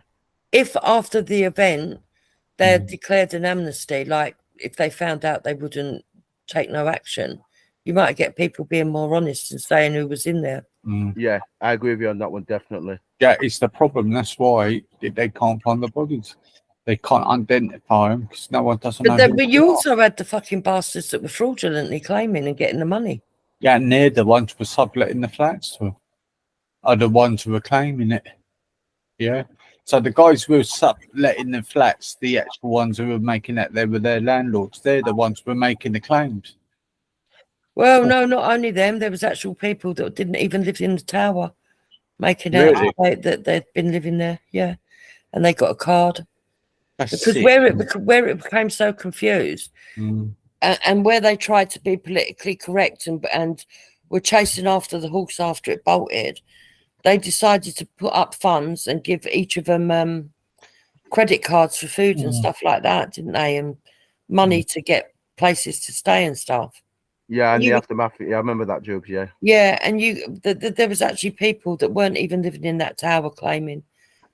So basically going there and just saying that they were they must have had knowledge of someone who lived there, saying that they were someone that they weren't. And yeah, that's horrific as well, because you're actually taking away money from people who need it. Exactly. Yeah, so that's bad and all. I think everybody was on the take, and that's the downside, isn't it? Yeah. That everybody was on the take. Yeah, and I think that's a sad indictment of what our country's become now. Yep. Yeah, I think, and that's one thing I do agree with you with, that no matter where you are in the country, if everybody's on the take, I think you're just gonna have chaos. And this is what I keep saying to you, Jobs. I just see absolute chaos, and I just think everybody's exploiting wherever they can do, because it's like, you know, it's like, well, if they're doing it, we're doing it. You know, there's no decency, is the Jubes. There's no decency. It's gone. It's dog eat dog, isn't it? It's chaos. They want dog eat dog. I agree with you, and that's what they want. They need that. I think they thrive under that chaos. I really do. There's certain people thrive under that chaos, should I say? No, it doesn't benefit everybody.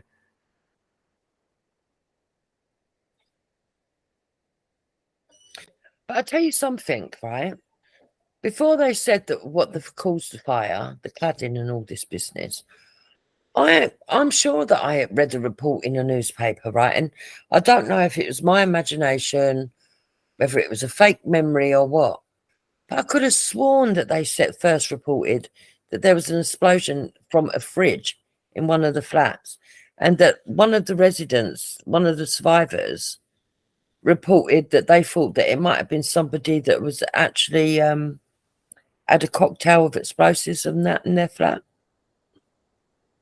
Yeah, and then then it all went quiet. I mean, there was loads of stuff at the time, wasn't it? The reported, there was all kinds of things that were swirling around. I have to agree with you. And I also agree with you, Jubes, that I did add to the confusion, because there's so much rumors swirling around at the time, definitely, that it's hard to pin down exactly what happened, because you had so many people saying so many different things, you know, at the time of it taking place. Definitely agree with you on that. You know, because some people did question whether or not the place was actually blown up, like you said, and that it was done deliberately. So yeah, I definitely agree with you on that one. That was one of the rumors that I heard, that well, they didn't say it was done deliberately. But I don't know where I got that rumor from, but I know I must have heard it somewhere to remember it. I'm sure I read it, to be fair. But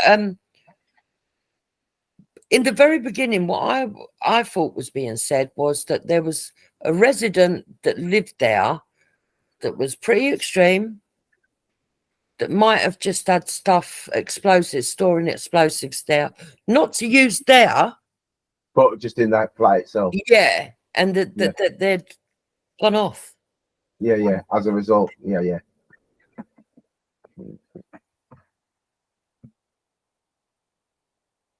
Moon's coming up. Okay.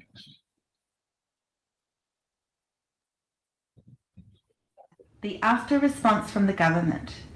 So Theresa May was severely criticised for her absolutely cold, rigid, emotionless and too little, too late response and for not properly visiting the people. She did some kind of quick appearance and then ran away like a little mouse, later citing security concerns. I mean, what security concerns was she truly facing? Just some like angry people because they have dead relatives in the fire. Was she that much of a coward? This was seen as incredibly weak, rude, and heartless. The people were completely let down and angry, rightfully. They felt that they were not worth a visit, care, or help. People feel she was extremely incompetent and should withdraw from office. She was accused of gross negligence, and many were losing faith in the Conservative Party and their austerity regime. Artificial forms of help were eventually put in, but it was too little, too late, and not good enough.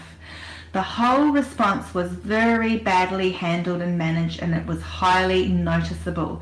Phone numbers, so helplines that were given out through the media, were badly managed. They were not even on. A victim who desperately needed help got a voice message saying that no one was there to man the calls, even though the number was just placed on TV. Inaccurate information was given to people through media. We were told lies. This applies to both victims and the public at large, and all around the world through global media, controlled, of course, by people in power, agenda, and fortune. It is a fact that these people were completely neglected and treated like third-class citizens. Those affected were desperately trying to get information about their loved ones, whether they were dead or injured, where are they? In the days and even more than a week after the fire, but they were turned away or simply did not know where to go or who to turn to. There was nothing set up for them as there normally would be in any other crisis situation. It was like they were just completely ignored, left to rot. There were no supportive services, clear instructions or information, resources, any kind of organisational structures immediately put into place to direct victims and their families and friends. Instead, it was the local community that came together. They provided food, water, clothing, toiletries, hugs, support, accommodation, assistance of every kind. People were amazing. They were on the street helping each other.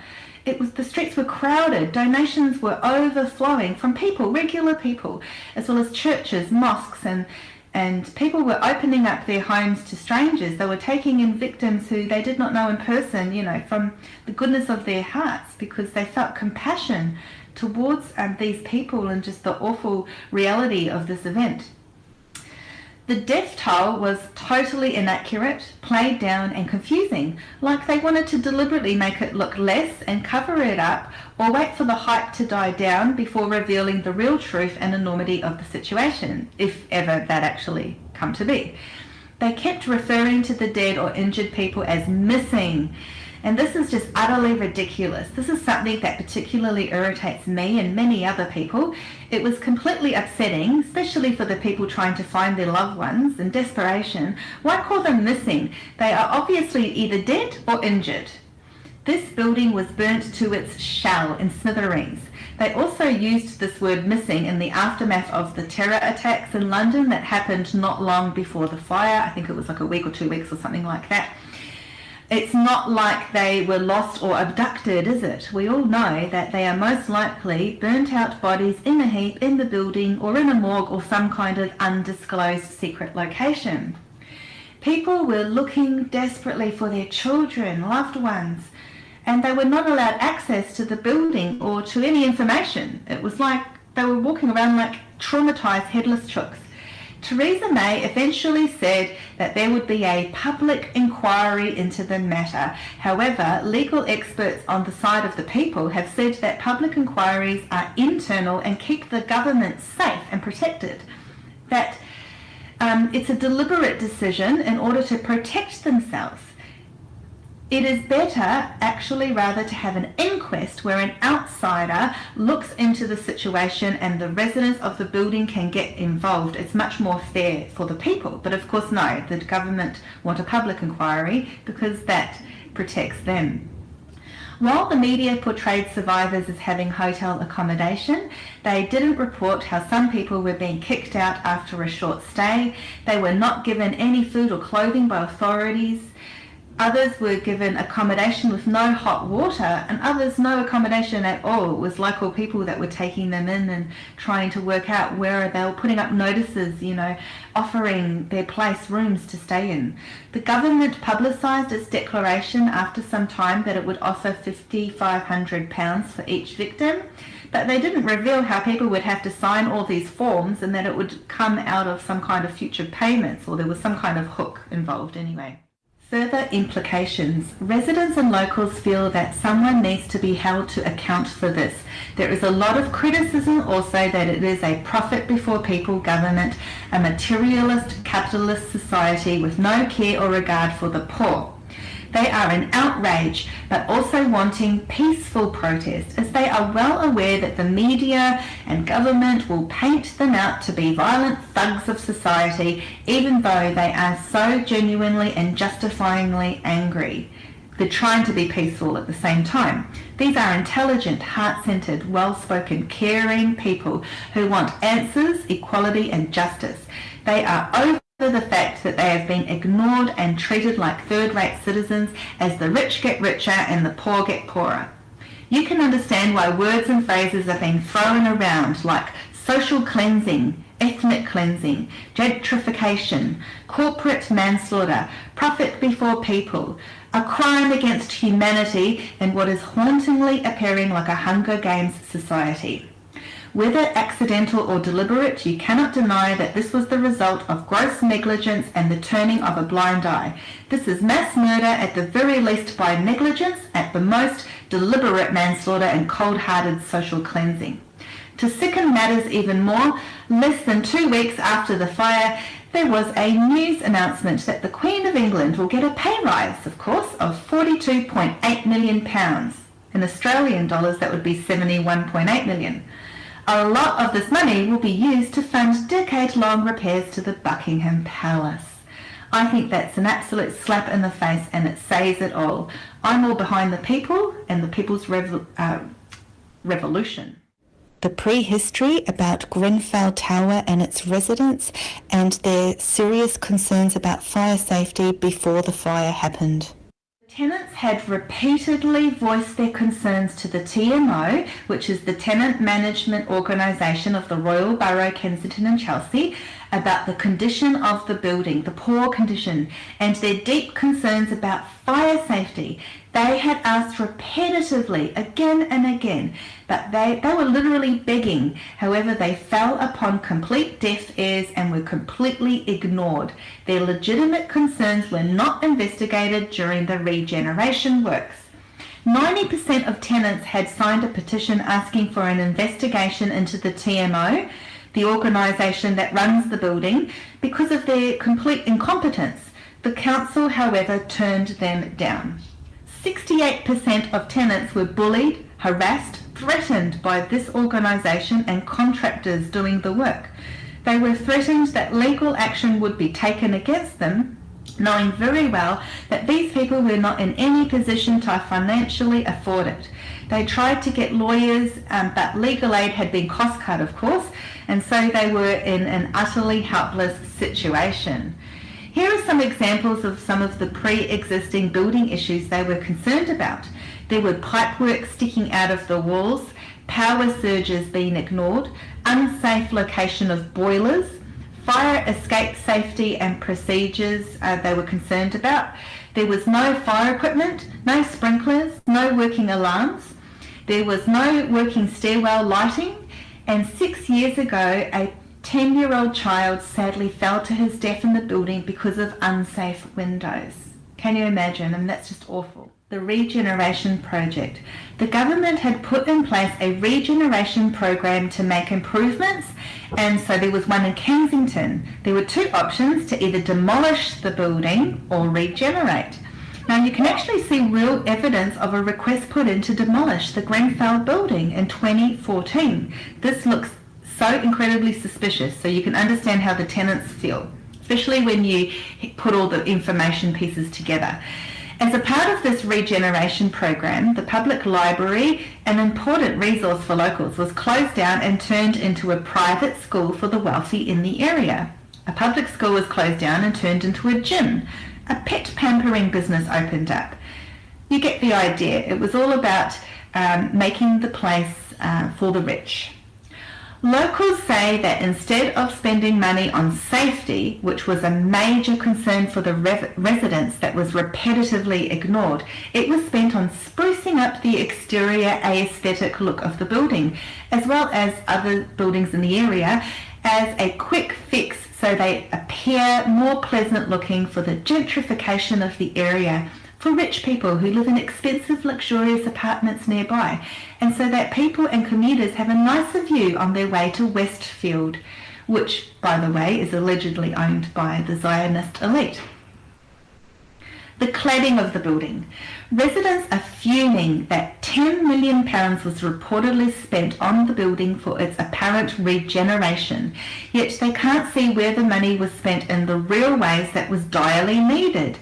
Instead, money went on cheap cladding, a type of exterior panelling that was placed on the outside of the building just for aesthetics to make the building look prettier so that the rich people in luxurious apartments and walking by would be happy. Many criticised the regeneration works as being shoddy and with obvious cost-cutting issues. They chose this particular cladding for a cheaper price rather than spending only £2 more for each piece to make it fire safe.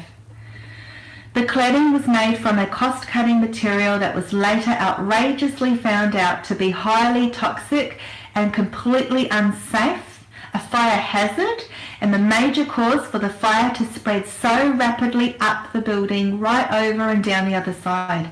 It spread and burned rapidly, relentlessly like wildfire, igniting and spreading upwards like a thin piece of paper, turning Grenfell Block unnecessarily into a towering inferno, killing all those people, and it's a total outrage.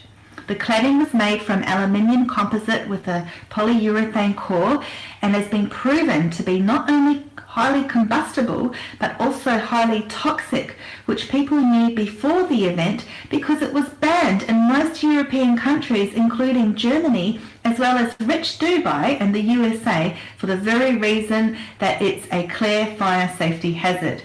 The insulation manufacturer has confirmed that the cladding releases toxic gases if on fire because of its toxic levels of cyanide, which contributed to the toxic poisoning of the victims. Cyanide is reported to be one of the deadliest poisons there is, and cyanide poisoning has a host of symptoms, which on top of the severe smoke inhalation from this fire sped up the dying process of the victims stuck in the building or desperately trying to make their way down the stairs. The question has to be asked, is this cyanide poisoning also why so many people died in a heap on the stairwell and in their rooms? Some of the hospitals did actually officially report that they were treating some of the victims that came in from the fire from cyanide poisoning, so there is already proof of this. After the fire, other tower blocks with the same cladding was inspected and every single one of them failed safety tests. It is said that there are over 200 buildings. People were consequently evacuated from some of these buildings, causing a snowball effect of other social and housing issues. Why was the construction company using a banned product? Who's responsible for choosing it? Who do we hold accountable? And are there more parties involved? A criminal investigation ensues, but can we trust the government? Was there a deliberate negative secret agenda behind the fire? Were these victims pawns in a chessboard game by a sinister, elite, greedy, cold-blooded group of people? The cladding turned Grenfell into a cruel, unyielding, lethal incinerator. Was this a modern-day Holocaust? These are but some of the questions we need to ask, and we just can't let it go. Well, Sadiq Khan was in charge of the finance of the housing at the time before he became mayor. Well, then he needs to fucking be held accountable. Look, whoever signed off on that needs to go to prison. There's no two ways about it. Agreed. And you would have thought the builders would have said to them, "You can't use that."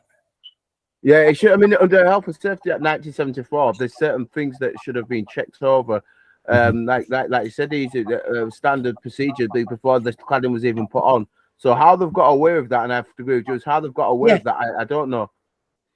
Every single one of them, from the person that inspected the job and said that it was finished, from the one that said that's what they were going to use, from the person who signed off the money for it, the person who went round, the architect, and said what they were going to use, every single one of them should be inside for at least 10 years.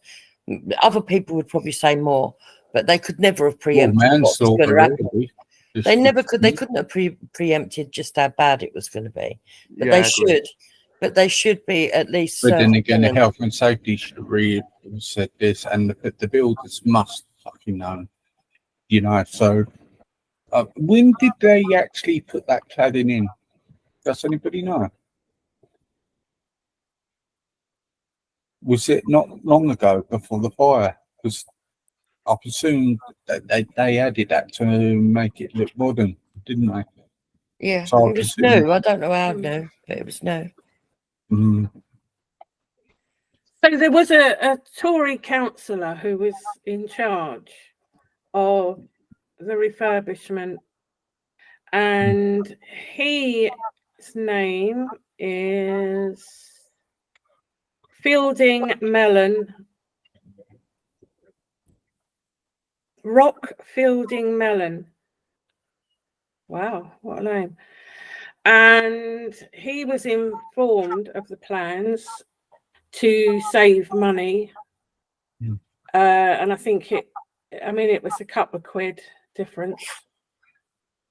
And this was swapping zinc cladding for aluminium. Yeah. And it says that it was in 2014. But initially told police he only knew about it after June 2017 fire. The switch led to the use of combustible cladding that became the main cause of the fire spreading. Fielding Mellon, the cabinet member for housing at the Royal Borough of Kensington and Chelsea, said that he had no idea about the different properties of the two materials. So he agreed to it without knowing the differences between the, obviously the zinc and the aluminium. There are other properties involved in the makeup of that cladding. It's all very, very ridiculous that he wasn't given that information. I don't understand that at all. It's not about whether he was given it. He didn't perform his job properly and asked what was the difference and why. What was the difference in the materials? Yeah, and he didn't. Well, there was differences. I just can't get my head around why, to save a couple of quid, they made this change. That it makes no fucking sense. Well, of course it does. Of course it does. Because if you knowing how corrupt and mean councils are, then it only makes sense, because they are mean and they are corrupt. It's anything to save a few bob. You could have a repair needs doing, and instead of coming out and fixing it properly so it lasts for the next 10 years, they come and stick a plaster over it, and then they've got to come out a month later because it's all fucked up again. Yeah, but what I think is more disgusting, after reading what the residents had requested when they knew funding was going to be provided. So these residents had been sort of like heckling the government and pushing for sprinklers. They said they wanted sprinklers. Correct. They said they were concerned about the fire safety issues. Yep. Yeah. They said they were worried about the piping, the very piping that they had all down the stairs. They were concerned. And that was the only exit. Keep in mind that was the only exit as well. Yeah. Right. Now, all that money they spent, they could have spent on reorganising all of that. Yep, and they could have spent on making at least another exit. I agree. That's one thing I definitely agree with, because because I think it was like over 10 million plus So they could have easily either rerouted the piping, I agree with you, Jubes, or they could have created another way of exiting the building, like a separate stairwell that they could have used, that could have been insulated to prevent and insulated and air cooled, so that in an emergency. What I don't understand, Dale, is that after the 60s explosion with the gas, so this must have been built either during that time or before that. When they had that gas explosion, they outlawed having gas in high-rise blocks. So I don't understand why, as people were moving out and they were getting new tenants in, why they weren't getting rid of the gas connection and just making it electric-only flats. Yeah, and they could have done, and saying that again, even with the regeneration that you've just said, with the money that's coming, why weren't that put into doing that? That should have been going on. That money could have been used for that. I agree with you. Well, yeah, to bring it up to the standards of modern day building, yeah. And it should have been like that, because even the Health and Safety Act, that would have covered that. Like you said, it would have covered that, because like you said, after that building went down in the 60s, it was clear that buildings of that kind of ilk had to be, repurposed to meet modern day safety standards. I agree with you. And I don't, well, maybe the rich have got a different idea of what looks nice and what don't, but I don't even think it made the flats look nicer anyway. Yeah, I agree. All right. You can't make a fucking concrete prison look any less of a concrete prison just because you make. It's like when they did when I was years ago, when I was working in Southwark, all the Camberwell and that, all the high rises there, they suddenly started cladding it with wood, right? Yeah. This fake wood look. And I thought to myself, I don't know why you're doing that, because give it 5 years, it's still going to look as shitty as before you started. Yeah. Exactly. No, it's mental. It's like when they put the different colour fucking ones on. I think, well, that's only going to look shit in a few years. It looks like a fucking Lego set that's fucking been chucked in the muddy garden. Yeah, exactly. I couldn't describe it better myself. See, it says that these panels, they saved around £300,000, altogether. A couple of quid each panel, basically. Yeah. But contained a plastic core that fueled the inferno. Now, he's saying that he didn't understand the differences between the two. And what means he's incompetent? Well, it was said, that he had no training or expertise in housing or fire safety, and he relied on the expertise of others during the refurbishment, and that he was in the role because he believed the regeneration of council estates was the best way to increase the supply of affordable homes. So he was there to save money. I think in all the cases, I think most of these people, this is where Juice is right. I think most of these people are not competent.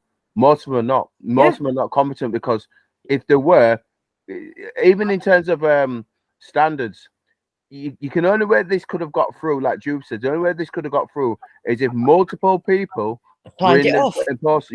All signed it off on it. Yeah, because that's the system's designed in a way that if 4 or 5 people fail, one of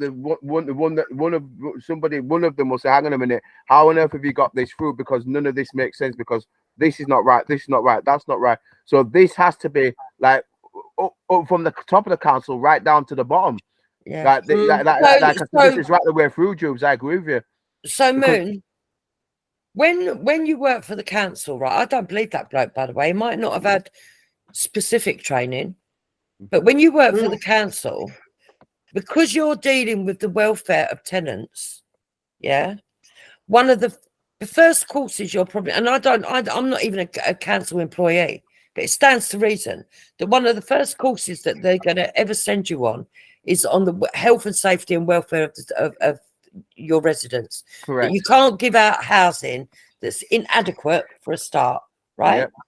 So for you to be able to spot inadequacies or repairs or maintenance, you're in that level of position where you're going to be agreeing the money out, then at the end of the day, like signing it off, you have got to have some level of training. And even if you haven't, because maybe he's there in an administrative role, right? And he's not had that kind of training because he's not got the hands-on job. Okay, fine. But you would have been aware that there would have been somebody whose department that was meant to have been, and it would have been your job to designate and to pay those officials to go and give you that fucking form, to go and do that check and bring you that report. Correct. So he is culpable. So are all the other people all the way down the line. Yeah, I agree. But you and I, multiple failures at multiple levels, I agree.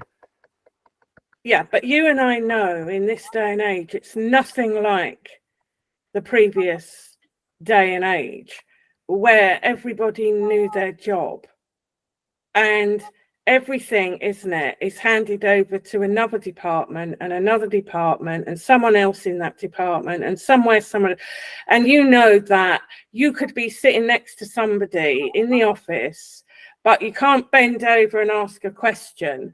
It's all got to go through emails and everything else. The whole thing is ridiculous, absolutely ridiculous.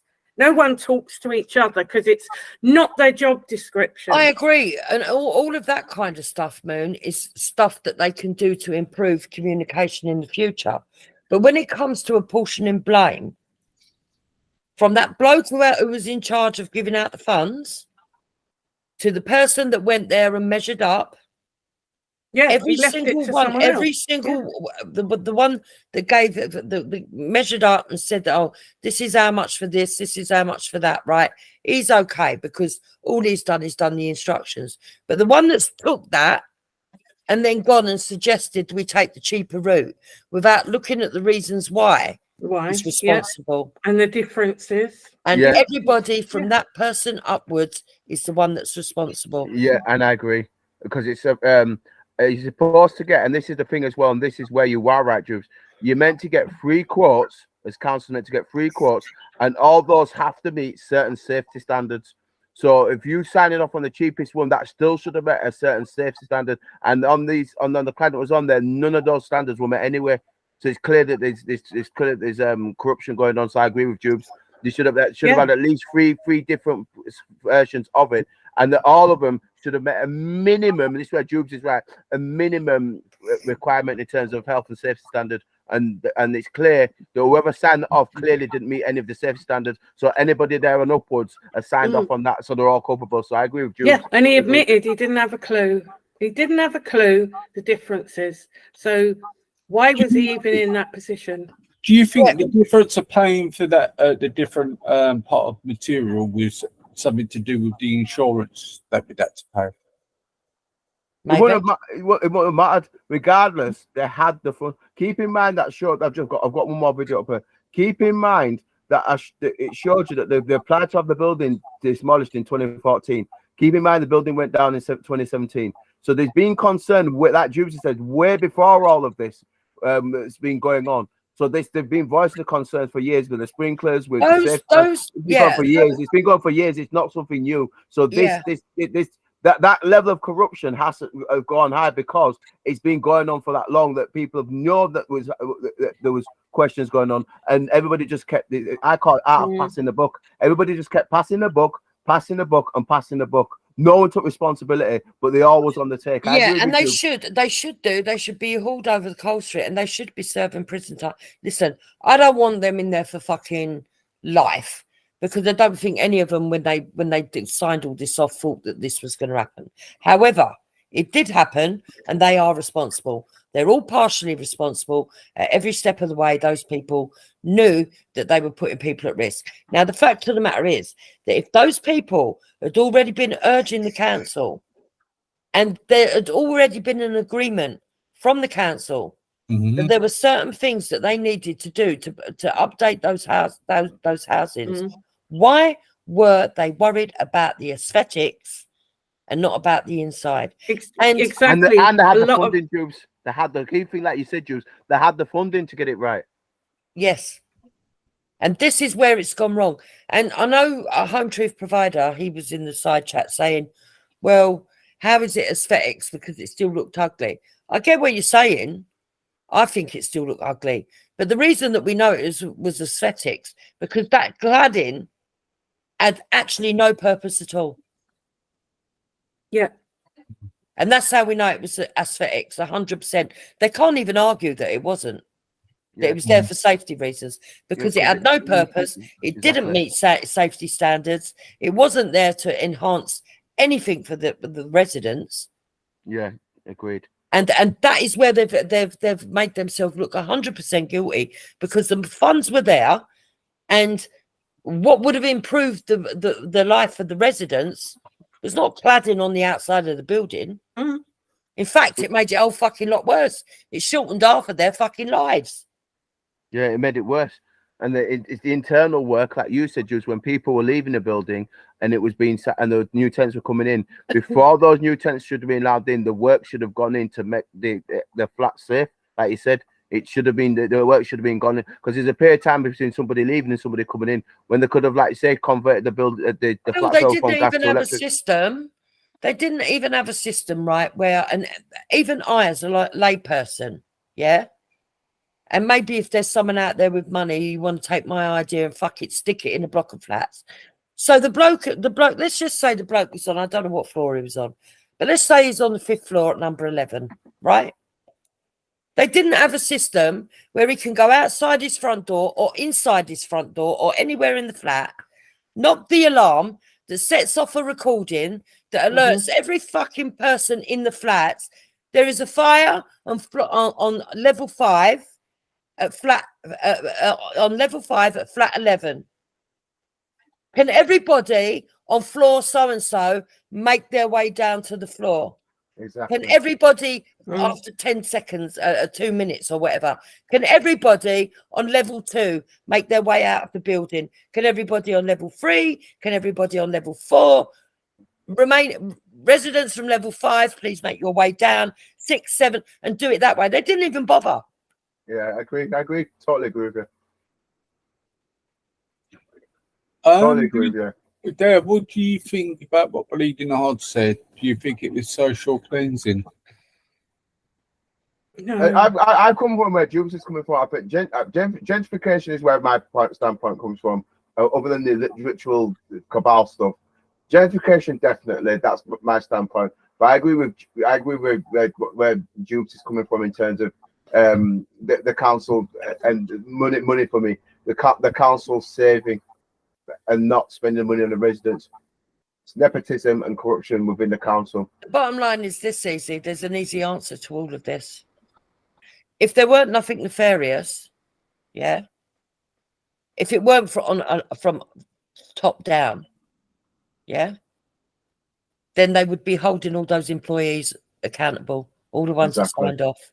If they don't hold them accountable, then they're saying that they fucking rubber stamped it, in which case it's their fault. So next year we get the inquiry is released next year. Well, we mentioned that earlier on. It shouldn't have been an inquiry. It should have been an inquest. We know it should have been an inquest and been opened up, because the government always, as you know, they always want to protect themselves. And things will be swept underneath the carpet. I don't think we'll ever actually get. I don't think we'll completely get under the bottom of this totally. I agree. Some of it will be kept away from the public. Yeah, no, this is too big.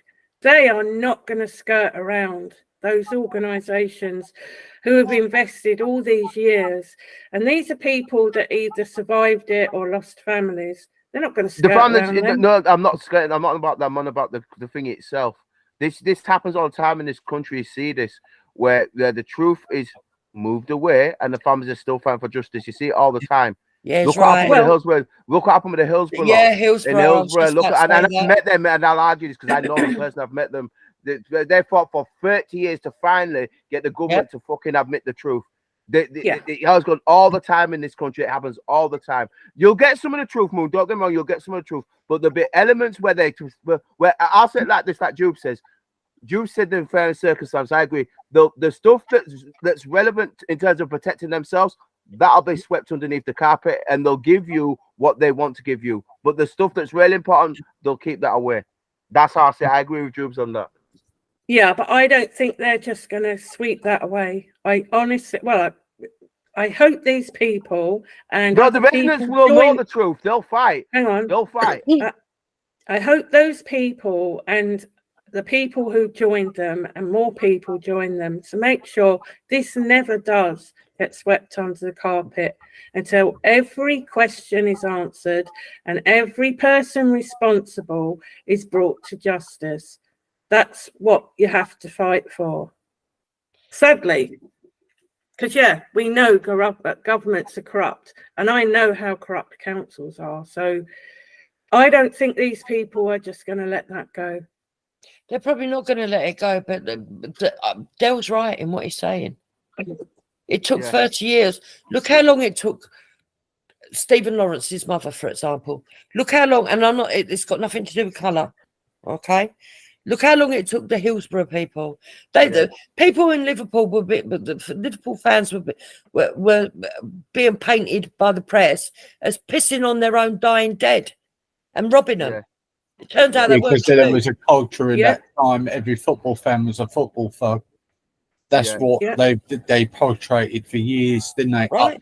But the press did that. They wrote all those horrific stories. It took them years. Yeah. It took them years. And I've met them personally. I've met them as well. Sorry, Jubes, but I've actually met them and spoke with them. And everything you're saying is correct, Jubes. They had to fight and fight. And they knew this. They fought basically because they knew that the government was lying and that they fought for years or well over 30 years. But go ahead, Jubes. But they were totally agree with you. They were fighting the media as well. I mean, you had they fought everything. They had to fight everything. They had to fight everything because every aspect of society they were being lied upon. This is where I agree with Jubes. They were being lied upon, and they've had to fight for years. They had to fight to get the inquest turned over. They then had to fight from the inquest turned from one verdict to the middle verdict, and then to fight for it to get the government to admit the truth. That took well over 30 years. Jubes is right. It's the Grenfell residents. They will keep fighting because they thought they could get away with it, but they didn't. No, you've got to cling on to hope, Del. Right? Eventually, and it may have taken 30 years, and it shouldn't have taken 30 years, but eventually the truth came out. So we've now got this, and those people are never going to let that go, and no one should let that go. No, I don't think people are going to let that go. They're not just going to accept bullshit stories, because this was money-saving shit by a local council. You do know, Moon. You do know that same council, just after that happened, gave money back to people that were working and paid their council tax. Gave all the rich people in that borough a refund. There you go. Fucking hell. Royal Burrington, Kensington, Chelsea. What an insult. After trying to save £2 on every fucking tile, they then gave £100 back to all the people that were working and paid council tax. There you go. Yeah, and this is what I'm on about. Their windows cleaned. Yeah, I know, it's fucking disgusting. Well, this is why I agree with Jules, because this is what you're going to see in this country. This is what we continue to see. The survivors will have to battle for years and years and years just to get to the truth. Now so that's why I'm saying it'll be swept underneath, and they're going to have to fight, because we all know that these people in the council of government will do the same things. They only want to cover their own backs to make sure that they don't get held accountable or responsible for what they've done. So expect this battle. Expect a long battle. Expect a long battle. I agree with Jubes on this one. Expect a long battle. It's going to cover a multitude of sins here. It's going to cover the fact that the fire services, as brilliant as they were understaffed. Yep. The control rooms couldn't cope with the amount of calls coming in. Underfunded, understaffed, under-equipped. Agreed. I mean, some of the firemen didn't have enough of the equipment to go in, but they still took a chance and went in. They were hosing that cladding, and it was doing nothing, because it was turning into clods of molten plastic, which was then just dropping onto the next bit and kicking the flames. And you also had an air gap between the cladding and the building, which caused like a backdraft. which was then sucking up and Yeah, but spreading it even I think the worst faster. thing is that there was no sprinkler system. How can you have a building that high and no sprinkler system? Come on, Moon, that's disgusting. Exactly. I know. That's probably the worst I one, know. because if you got every building, most buildings that modern buildings have a sprinkler system. That single-handedly, if they've had that in, most people would have had enough time. That Jude said, they've had enough time to get out, because that would have given them enough time, including with the fire service getting there. They'd have had enough time to get most people out. But a building with no sprinkler system is that is a fundamental flaw that you just can't get around. That you can't excuse. Was there one in there and it just wasn't No, working? no, there wasn't. There wasn't one in. There wasn't one in. One at There all. wasn't one, and that's what they'd asked for the funds for. Correct. And they didn't get it. What they got was cladding on the outside that wasn't even fireproof. I mean, I'm not being funny. It's almost like you go down to your local council and you say, right, my kids are starving. Can I have some food for free? And they say, yeah, I have some rat poison. But they tell you it's porridge. I mean, what the fucking hell was going on here? And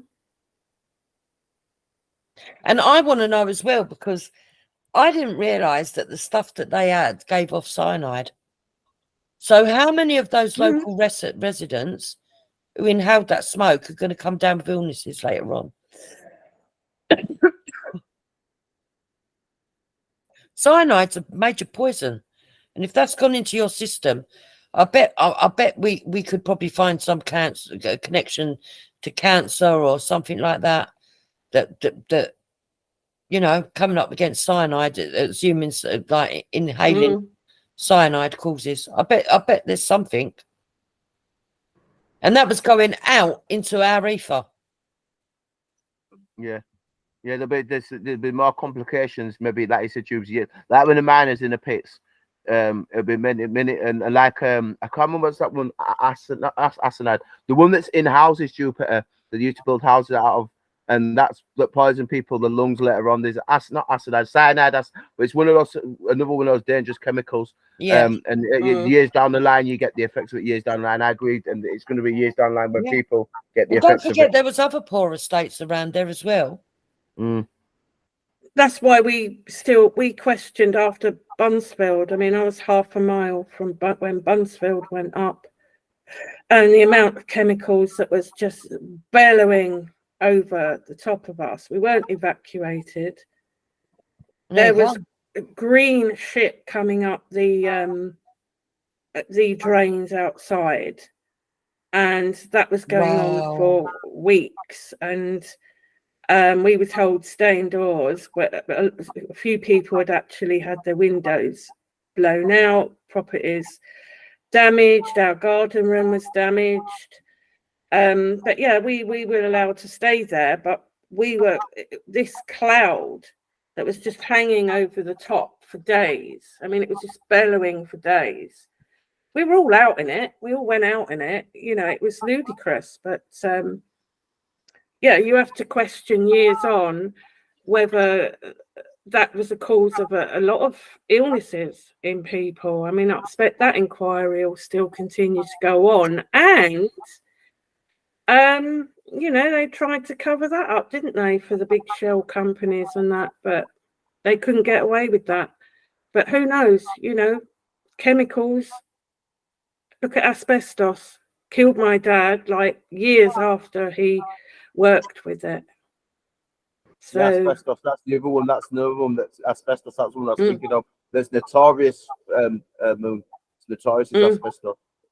Was there any asbestos in Grenfell? A lot of older buildings. I mean, even where I'm just moved from, there's stickers which says, like in the hallways, the asbestos stickers are there, so that if any work has to be, it's okay as long as it's not disturbed. You know, that's the theory. Yeah, so buildings do still have asbestos in them, is what I'm saying. Yeah. They do. Yeah, but if that block was old enough not to have a sprinkler system, and it's not been updated. And it was old enough that it didn't, what do we call it? What was the other thing I was going to say? There was something else that it didn't have. But whatever. If it was, if it wasn't, it allowed gas into the building. Yeah. Which they don't do now because of what happened at, I think it was Rowland House was the name of the flats that went down. If it was that old that it was pre that as well, then you can bet your life it's got asbestos in there as well. Yeah. And that in itself is another thing. If those particles went up as well, and those people have inhaled that, there's a possible later medical issues going to come from that and all. Yeah, if it's disturbed, it's when it's in powder form, that's when it's dangerous. That's when it's breathed in. Yeah, that's what I'm saying. So even when the fire was put out, if there was asbestos in that building, what was blowing over the residents nearby and the survivors? Yeah. But I bet they'll keep that quiet as well.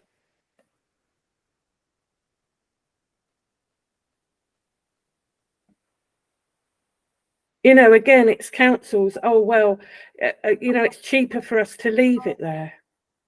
That's what they'll say. Because I questioned it. What are all these asbestos stickers? Well, it's cheaper to leave it there and it's fine as long as it's not disturbed. But you are disturbing it because you're out there changing light fittings. Well, of course it is. If it's left out there, it's generating the fumes. Listen, Moon, it's where they started putting all these fucking new fucking fandangled shit up that nobody really wanted to live in. Let's be honest, right? They conned people. Yeah. I was telling you earlier about my relatives that gave up these big fucking Georgian houses, right? Worth millions now. They were conned into a compulsory purchase, right? And what they did as a softener, they said to them, oh, we'll buy your property and we'll give you social house. We'll give you first offer on living on the brand new estate that's going to be built so far down the road, right? They got given a high-rise tower block. But because it was all brand new,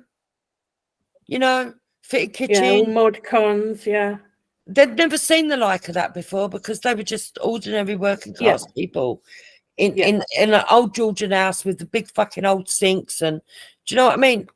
Yeah. They were like, oh my God, this is so modern, out of this world. It's lovely.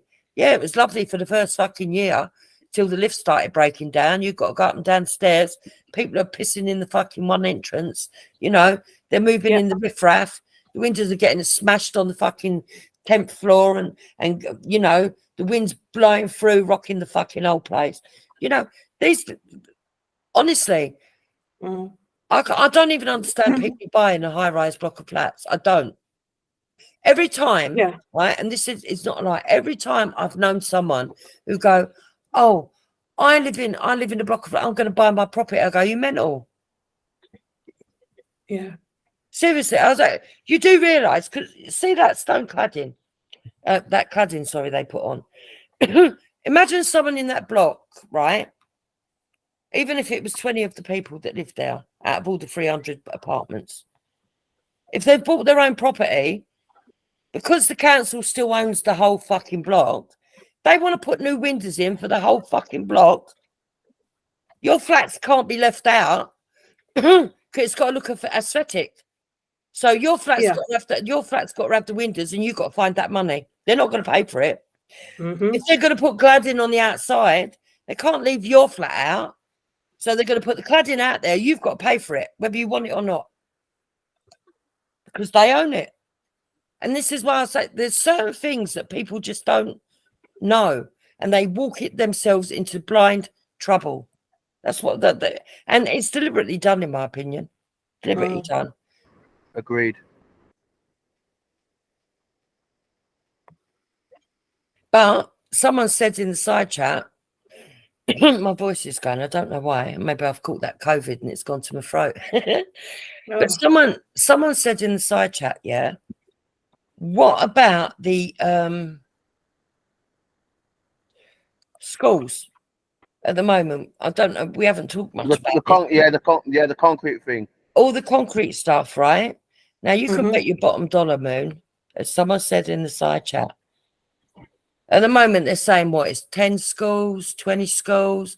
You watch that creep up, and then you watch it go to hospitals and I don't know, community centres, train stations.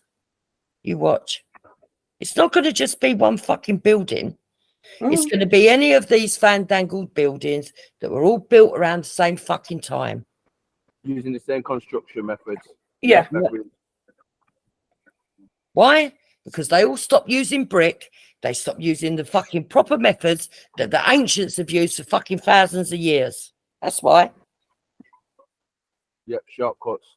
Cheap shortcuts that are designed to fail. Like I say, I was saying this earlier, backdoor windows.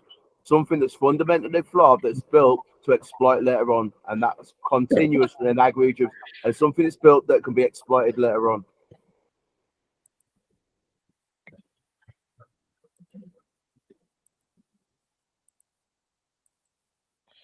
It's just madness, honestly. It's all gone mad, isn't it? Yeah. All right, I've got one more video I still want to finish off with, and then you'll get your thoughts on that. But at least it's got people provoked. I like the fact Moon's come on and said a piece. It's good to get engaged in it. But like I said, I've always said, these like Jubes has been saying as well, this country's going down the toilet, and I do think they want absolute chaos. And that's the comment I see with all of it. I do feel that the things have been done deliberately so they can be exploited later on. And that's what I see coming. I see the darkness coming. Oh, fucking hell, don't say that. Yeah, don't mention that. Yeah, we have to use a new word for it now. Dark evil. times. The evil. Yeah. Brother was sleeping with the angels, sleeping everybody does every night. We use the correct words, Logan died, and these are the reasons why he died. The Gomez family lived on the 21st floor of Grenfell Tower. Well, Next month, they should have been celebrating the birth of their son, anticipated with much excitement by his older sisters. They were making plans about who's going to sleep with who. he can sleep with me. He's going to be on the floor. I'm going to play with him with this, and I'm going to play with that. Yeah, they were very excited. And then obviously we just finished the nursery. Instead, their home is gone, and their son, who they'd already named Logan, was delivered stillborn by caesarean section as his mother and sisters lay in induced comas in hospital. I knew something was wrong straight away when they told me. In these scenarios, they take the mother as a priority. So I broke down for a bit because I knew what they were saying without saying it. And then later on, they said, the baby had passed away. They can't say 100%, but they said that the heart just couldn't cope with the lack of oxygen that the baby didn't get. So we've done a full autopsy, including toxins, to see exactly what caused the baby's death. They said that they believed as the poisons, or that poison, it went in as it settled on my body. Obviously, everything goes to the baby. So, and especially at 7 months is when the lungs of the baby starts to develop. The amount that he received, it was obviously enough to stop his heart. There's been speculation in the 4 weeks since the fire about what toxins may have been released as the building burnt. The family allowed Newsnight to film their discharge papers from King's College Hospital. Their 12-year-old daughter's diagnosis includes cyanide poisoning. Her mother and sister were also treated for the risk of cyanide. This is the first confirmation of a cyanide poisoning diagnosis as a result of the Grenfell fire. And that cyanide is believed to be from the insulation, the cladding, or... I don't know where it would come from, but I would imagine it would be from the plastics that were being melted and burning. But the smoke was certainly you know, it was so intense that as soon as you took a mouthful of air, or in this case smoke, you were gagging. You were constantly gagging all the way down. I mean, I can't even imagine what my daughters were going through at the time, and I'm sure you were gagging as well all the way. You're just literally always having that gag reflex. It was that intense. This was the family's flat where they sheltered that night, unable to leave because of the thick smoke in the building. They'd been advised firefighters would come to rescue them. But 2 hours and up to 5 999 calls later, just before 4 a.m, Marcio knew it was over. My room is on fire. Oh, just like God. that. All my curtains were on fire. My Moses basket was on fire. All that side of the window was all on fire. I looked at the window thinking, you must have cracked or something. Window was shut. Everything was still fine. So I know the fire came in between the walls, and I know there was a lot of gaps in those walls because of the insulation that they used. So the only thing I could do at that moment was literally I grabbed the door, because it's a fire door, I shut the door, and then I looked at them and I said, we have to go now. There's no turning back. We have to try, and that, you know, it's now or never. Because I stayed at the back and I was holding the rail. I kept shouting to the girls, you know, keep going, keep going, keep going down the stairs, you know, try and give them as much encouragement as I could. But at one point, my daughter replied back to me and said, I can't.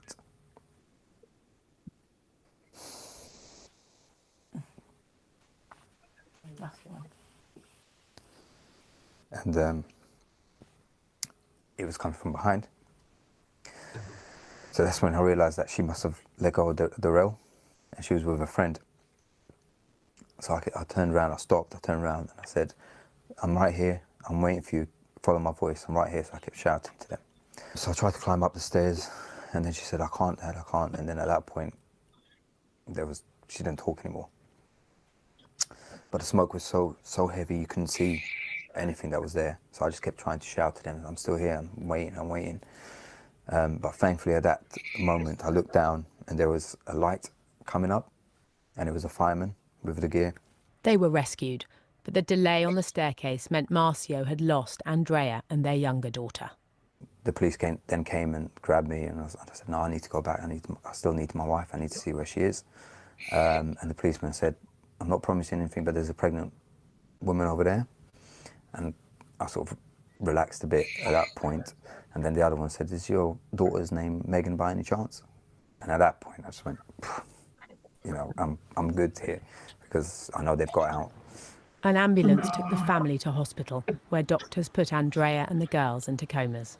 When you woke up, I mean, did you know immediately that you'd lost your son, or did you have to tell Andrea? I knew She already. knew. Yeah, I knew.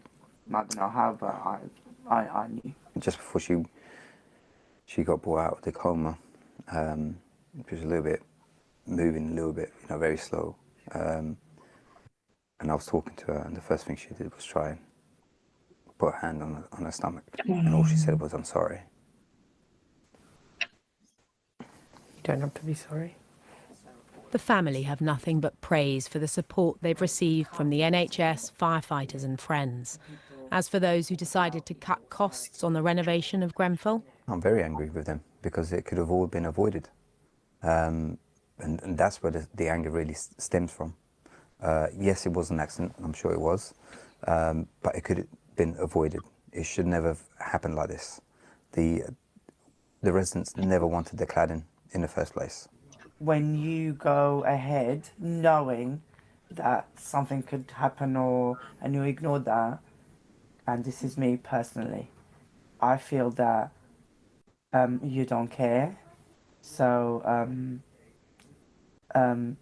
you just, I don't know if it's the right word, but you just killed so many people, and you just killed my son. Because if he was in a normal situation, I could have gone out, and he was 7 months. He could have survived. There's babies that survive less, but because of the conditions, he passed away.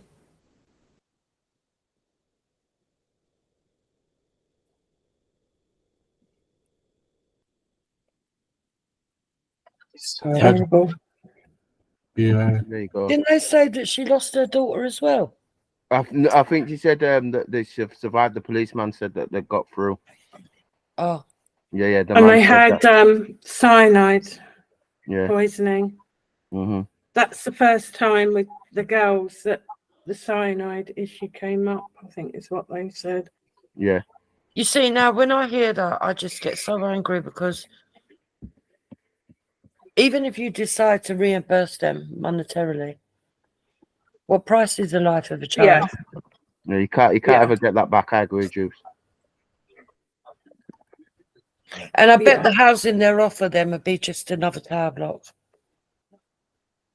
Yeah, which children shouldn't be in anyway. No, and this is what pisses me off, man. Right now, when I try and get this across to the rest of the British people, the ethnic minorities, they think I'm being nasty. But the sheer numbers that are coming in at Dover. Hold on one sec. Hold on.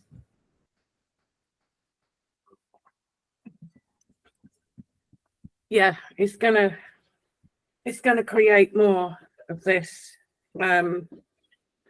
high-rise social housing. Believe it or not, in London, they're knocking a lot down and replacing them. Believe it or not. Kids shouldn't be in them, you know. Nah. But you can't stop people having kids. I mean, yeah, if somebody gets a flat and then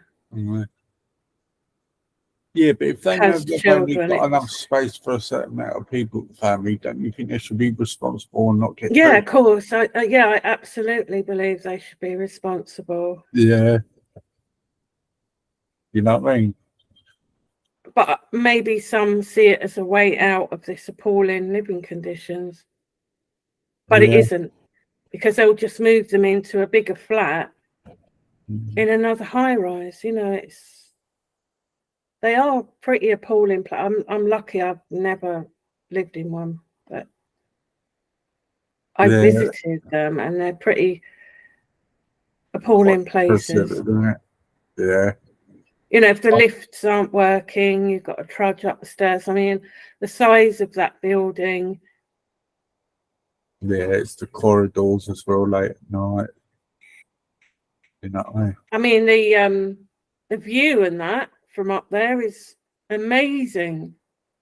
Yeah. But to live up there with children, no. Nah, ridiculous. But there's a lot of these all over the world, isn't there? I mean, some of the tallest buildings are in Dubai. Yeah. But they're taller than that, you know. So I don't know. Maybe we're knocking something that isn't so bad. No, but definitely in this case, to these, yes, in this case, I mean, the total lack of care within that structure is the issue, isn't it? They decide totally different, didn't they? From over there.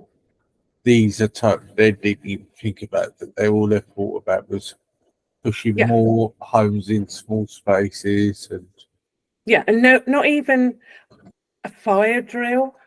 You know, once every 3 months, say, a fire drill. Yeah, but it was in place that should there be a fire, people stay within their flat, because the fire should have been contained in each flat. So when that fridge freezer caught light, he let his neighbours know that there was a fire, and then people, the rules were that you stay within your flat, shut the door, and you stay within your flat, because poor people, they didn't realise that this cladding was going to be the tipping point. The fire just engulfed this building. I like I said, the communication with the fire drill on the sprinklers, because a lot of them were subletting. Yeah. Well, that was another issue. They were subletting. They had people staying there. So when you had the fire services arrive, and you're told, well, there's 200 people live in this building, and then it turns out there's 300 people or 400 people. You know, they're faced with, well, there's more people up there. There's more people. More exactly. People, more so people. don't you think the ones that have been subletting should be held responsible as well?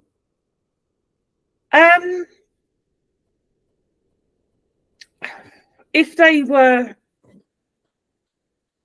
subletting for money, yeah, of course.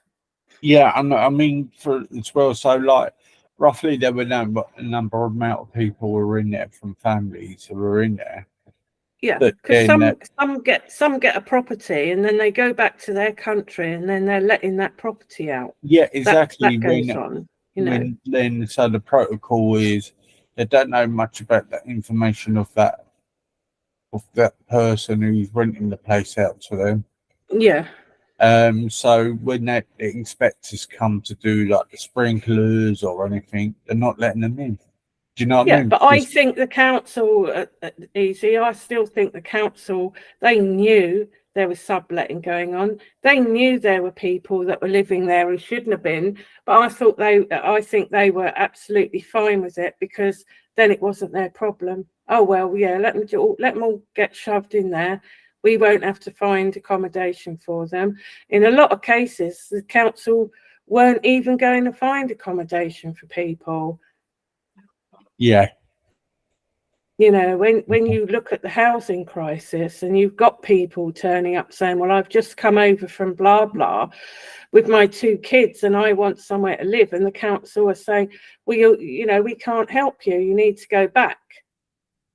And of course, they'll find accommodation in these places, and the council think, oh, well, it's not our problem now. Believe it or not, there's worse places in Grenfell in London, buildings. Do you know what I mean?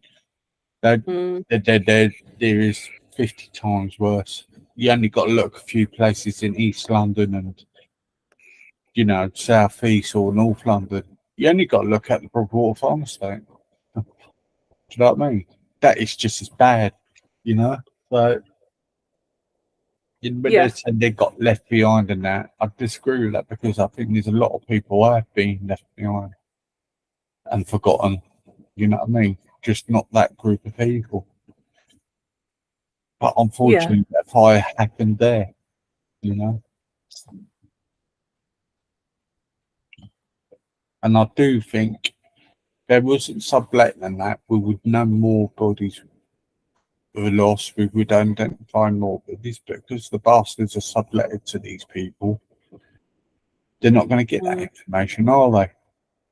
So there most probably was more deaths, but they're not counting the ones that they're subletting to because they're not non-existent. Yeah. Yeah. But I hope people never give up the fight on it. I mean, we'll see next year. A lot of people are going to be waiting for this report, aren't they? It's going to take ages. Yeah, it'll take another 30 years or something. You watch. It always does, doesn't it? Look how long the Hillsborough took. I'm not sure that maybe they're realising they can't get away with shit. People are going to fight on and on. They're not going to let go. They're going to take on national newspapers and governments and councils. You know, that is the bit of hope that when have they ever bothered about that, Moon? Do you know what I mean? But Especially papers. I know, but I don't think people realise the scale of these groups, these action groups. I honestly go and look at them. Yeah, they're quite. There's millions powerful. of people. There's millions of people. Yeah. They're not going to just sit back and take that, and other people will join when they see that. Look, when people see that authorities are getting away with murder, they're going to take action. They've been taking action since day one. They're not going to give up easy. We're not on about a handful of little group of people on Facebook. This is a major organisation, you know, and good for them. Good for them, and I hope they Let's just hope there's the ones that are running it are doing it for the right reasons. Yeah. Oh, I'm sure that it's run by victims and victims' families, people like the guy and the lady you just seen. Yeah. You know, we're on about millions of people. Yeah. You know, this isn't going to go away. What we will see is how the judicial system act. That's always the last cog in the wheel, isn't it? Which heads are going to roll? Who's going to go to prison for this? Because they need to. Yeah, they do. Well, they need to get. Well, they should get life imprisonment, really. To be fair. Will they get anything? Well, I just have to wait and see. See if there's any questions. No, there isn't. But all the, you know, all the cost cutting, that was all going on, wasn't it? Like I say, cutting the cost of the police, fire service, all this cost cutting that was going on, Brexit and the whole caboodle, wasn't it? It was just mayhem.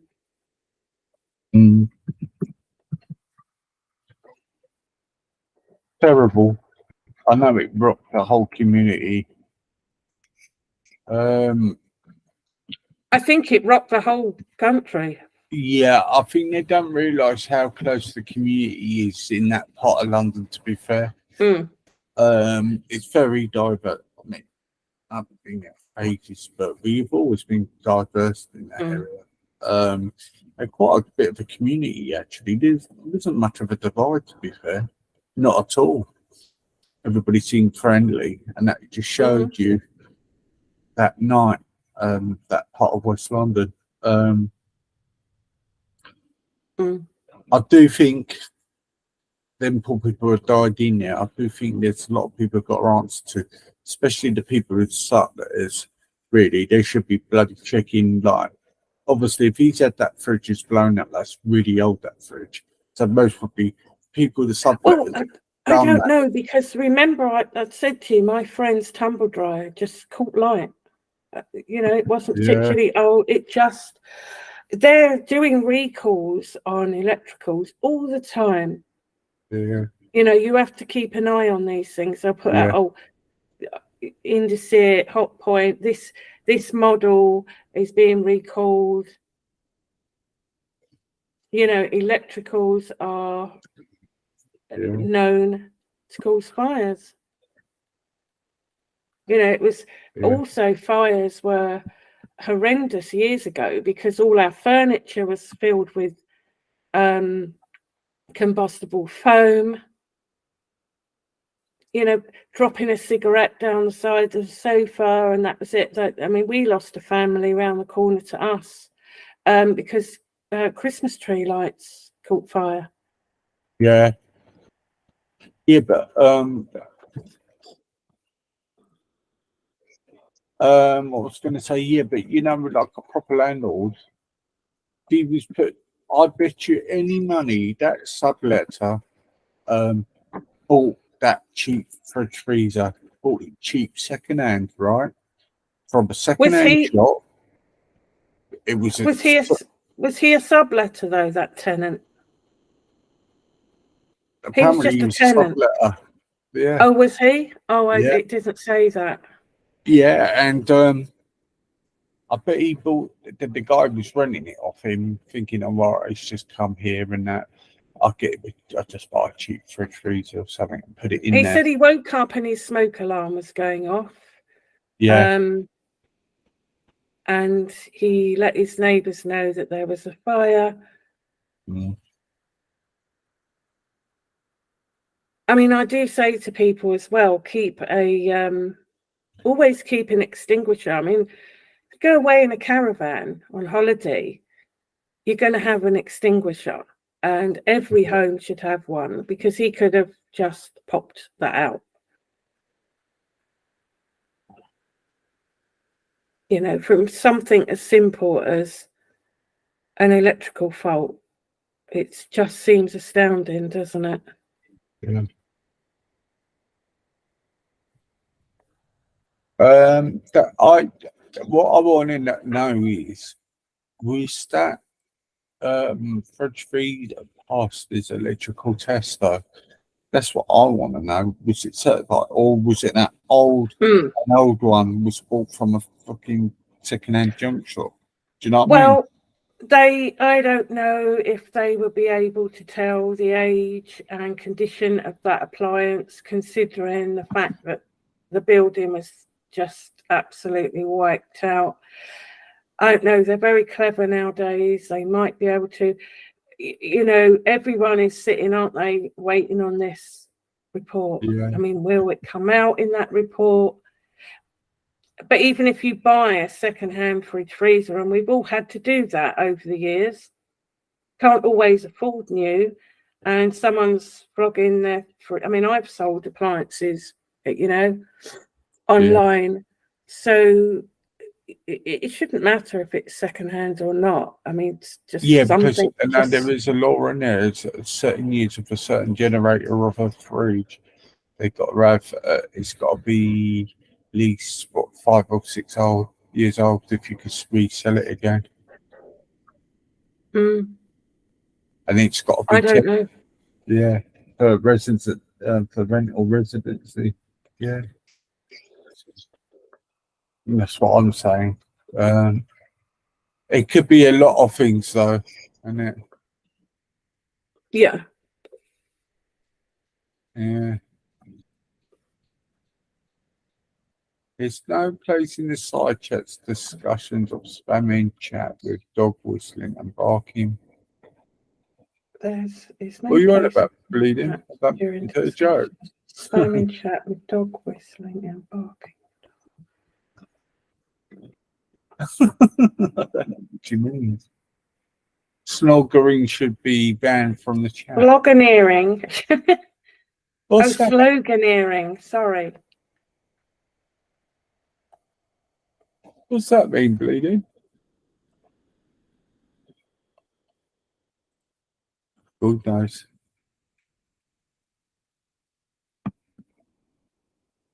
Ooh. I'll put the link out if she wants. Camel. God, it's at the time already. For spamming chat.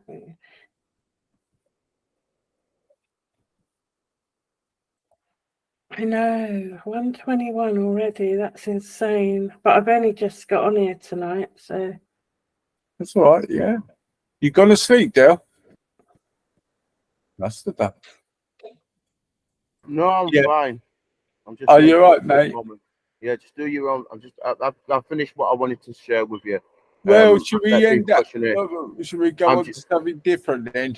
I've just wanted to. I've shared what I need to share with you. And then let you lot talk. I'm just want to do something. It'll give me about 2 minutes. Okay then. Right, panel's open now. As sad as it is, I think it needs to be kept alive. I do. I think we'll do updates. Yeah. Even if people go and sign up with the group. Yeah. Yeah. I'll see if I can find it again. Well, everyone, please tune in at 8 o'clock Sunday, because I've got a very interesting show on.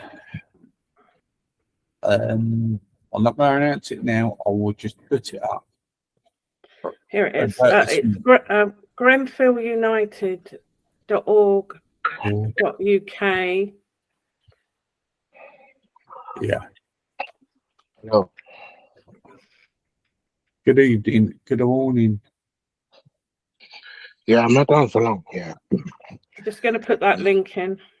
Okay. Sorry, MC, we were just doing the show on Grenfall, mate. Yeah, do what you have to do, my man. Do whatever you have to do. So you're going to say hello to the panel, or are you miserable tonight? No, mate. My nephew's trainers have been stolen, man, from my porch. It's bullshit. Your neck? What? My nephew's trainers and mine have been taken from the porch from my front door. They're gone, man. There's nothing funny about that. What's funny about that? Even for the NICU trainers. You know, you see, this is one thing I don't agree with these stupid delivery drivers. They should just be leaving your stuff at the door and just Oh, think right. Oh, it was a delivery parcel taken. Yes. Oh, sorry. Okay, that's not so funny then. No. That's what I say. What the fuck you laughing at, man? You're just laughing. It's not funny. Yeah, but I bet they only cost you a tenner though, didn't they? Maybe they cost you 10p. Fucking hell. Oh, sorry to hear that. It's annoying when they do that. They should put it somewhere safe. No, Rick, hold on. I'm gonna go. I'm not staying on long tonight, yeah? First of all, these fucking little cunts from the delivery companies shouldn't just be leaving stuff at the door. Yes, okay, maybe they trust there's no thieves. They leave the stuff and they take a picture and they send you an email, it's delivered. What the fuck is that? You knocked my door. I was in all day. Why the fuck did they knock the door? Yeah, they're terrible, aren't they?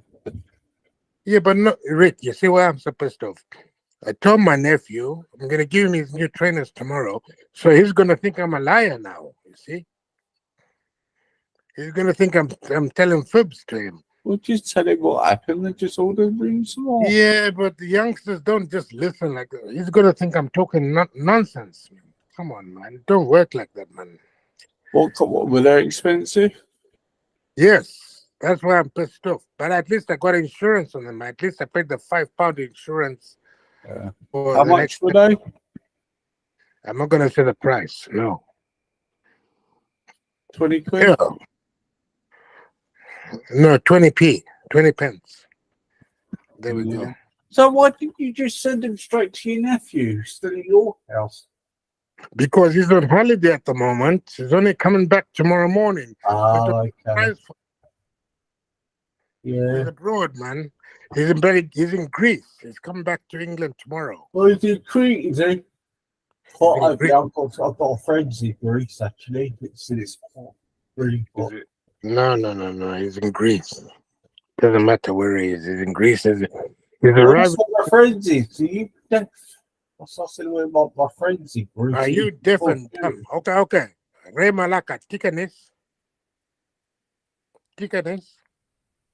Sequel what? Yes. Yeah, anyway. No, but you see, Rick, my point is, these fucking delivery people, they should not just leave a parcel at the door, knock the door, knock at least 3 times. If the person's there, is there. If not, fucking hell. It's not good. Anyway, I'm going in a second. What else, man? What else? Are you in a bad mood tonight? Are you? No, I'm not too happy, bro. I like to chill and party. No. Did you enjoy the show tonight? Say again? Did you enjoy the show tonight? Which show? I didn't even hear your show. I only jumped on About the Grenfell Tower. The Grenfell Tower, but fucking hell, it burnt down years ago, man. What you know? Yeah, we were talking about it. Christ's sake, and that stupid woman, Betty, tried to make a claim. Do you know Betty from Manchester? What about her? She tried to make a claim to say she was there or some shit. I heard something like that years ago, man. She didn't do that. I just don't follow it up, man. Because hey, I'm not that way inclined. Her name is actually Elizabeth. How do you think I know Elizabeth's name? From that same shit, man. Anyway, Rick. So what else? What else? Cheers. Bye. Yeah. Bye. See you later, mate. Cheerio, baby. Yeah.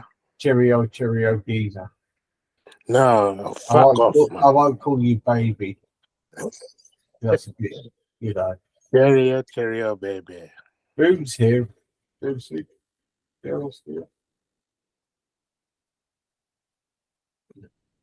Right, and he's gone then. That top world of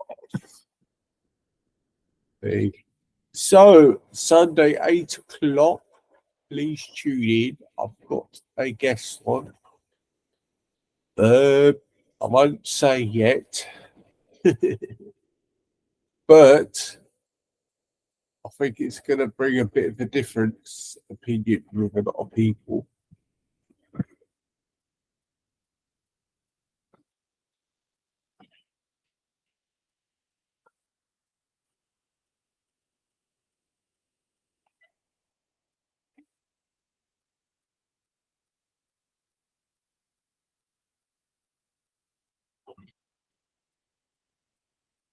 Yes, got off lightly of him tonight. He's in a bad mood, isn't he?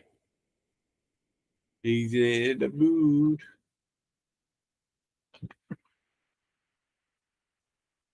I'll bring up the 41. Has everybody fell asleep?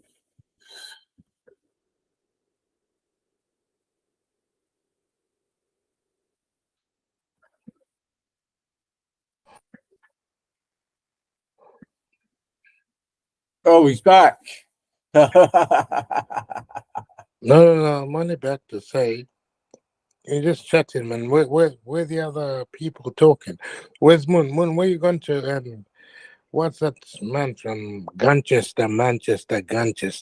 He's not from Manchester. That's Dale. Yeah. Anyway, whether it's from Leeds, Manchester, don't really fucking make a difference. Anyway, what are you doing back then? No, I'm chilling today, man. Chilling. Normally I joke, but I'm just pissed off about the trainers, man. Fucking hell. Yeah, Anthony, they will replace them trainers, you know. Just say they never arrive. No, they're only going to replace it because I paid the insurance. They will. No, I paid the £4 insurance. That's why. Anyway, it is what it is, man. I'm not. You see, Rick, what's pissed me off most? Yeah, my nephew's coming back tomorrow morning. Yeah, tomorrow. Yeah. And then when I'm here with no trainers, he's gonna think I'm talking shit. Like I'm a lot. It's gonna sound like I'm talking nonsense. Well, you do talk shit, don't you? Oh, shut up, man. Shut up, man. Anyway, you're right. Is it? Look, it's obvious. Look, you can show the receipt online. That's why Brentford is shit. You see, Anthony. You can show the online receipt. Just about receipts and all that. I've got all that. You ask him about receipts. I've got all that. Don't you think I'm clued up in that sense? Huh? You're not clued up. Yeah, well, ask your toilet. Where's your left toilet and your right toilet? That's why Brentford is shit, because you're all toilets, you see. You talk toilet talk, mate. Well, look in the mirror and see who's the toilet, you see. Anyway. Yeah, man. So, hey, where's what's his name? Gal Boy and Teddy. Where are you, man? She's ignoring you. She's not ignoring me. In fact, oh yeah. Have you heard that song by? Have you heard that song by Emily Winehouse? Call it back to Valerie. You're drunk again, ain't you, MC? I'm not too drunk, man. Normally I can handle. Normally I just go out with a buzz. You're lonely. What? You say you're lonely. Is that how you feel? You just said you were lonely. When did you hear that? Are you hearing things? You just said that. People, didn't he say he was lonely? Okay, so try the mental hospital. Why don't you ask Shines to come over? That might be no, Ricky. That might be the right place for you. The mental hospital, man. You're in the mental hospital. You see, he's trying to repeat, trying to mimic. Get back into the nut house, mate. What's wrong with ya? Hey, listen, don't talk shit, man. Go back into the nut house. I told you what's cycling, Mikey. You just there. You there. Go back into the nut house, man. Because I think you are a nut job. And okay, repeat now. He's going to say, oh, he's a Oh, bum. who you talking to? He's a bub, he's a job. Oh, they are. The other pictures are gone now. Right. Dale, Anthony, I'm falling asleep. Sure, man. Hey, mate, I'm in a bit of a snooze here. I'm snoozing. You know when you're snoring and Using the cocaine up your nose. yeah, no. Hey, if I used to take cocaine, mate, I'll keep the panel going. Cocaine in your brain, and then we say Tony Montana. Inside in the brain. Yeah, cocaine in your brain, and then we go. And see Tony Mon- cocaine in his brain. Hey, I was in your area Cocaine yesterday. Cocaine in his brain. I was in your area yesterday, and I'm coming back there close by tomorrow. So we'll chat you get me, brother. What you said? Cocaine with the membrane. So Del, you're not gonna talk, huh? You're gonna talk about records, yeah. Hey, so Rick. Anyway, I'm not gonna jump into other topics now. Rick. Yeah. One question: why are Brentford so shit? Well, why are Brentford so shit? Question. Why is NT Anthony such a pain in the bum? No, but ask Brentford, why are they so shit? They're better in Liverpool. No chance, never. That will never. Right, NC, I've got to go to sleep, but I'm tired. Right. All right. Right. Okay. All right, then I'm letting you go easy. I'm off. Are you awake, Dale? I thought you was asleep. No, I'm going, man. I need to go. I need to go. Well, thank you very much again, Dale. All right, no problem. I'll text you tomorrow. All right. See you later, Anthony. All right. See you Cheers, later. mate. Cheers. Bye, mate. Cheers. Rick. Okay, before you go, Brentford are so shit. Why are you so tight? NC, if you don't shut up, I'll put my fist in right between your chops. Oh, shut up, you shut short up. ass. You're a short ass. You're a short ass, man. Shut up, man. Anyway, Rick, take care, mate. We'll talk soon. Take care, mate. Thanks for coming on. Thanks again, Dale. See you guys. Yes. I hope you enjoyed the show. Brentford Teddy, will always, models Brentford first. will always be. Brentford will always be. Irish. Shut up, MC. Brentford will. Pink will always Panther, Tina, Irish. You Hey, wait. Rick, would you plumb Irish? Stop being rude. It's not rude. It's a question. How's that rude? Irish Are you is mad? not rude. Are you stupid, mate? How's that rude? Would you plumb I'm Irish? old enough to be a father. Oh, shut up, you little dickhead. You see, now you're being rude, you dickhead. I'm old enough to be a father. What's that? You're a dick. Anyway, would you plumb Irish, yes or no? No, I'm not saying nothing like that. Stop it. Anyway, Rick, Irish, get a fucking... Anyway, no, I won't say nothing to her. Irish, you need some hood. Yeah, man. That's it. Cheers. That's Bye. it. Rick, It's Irish. Come up and fight him.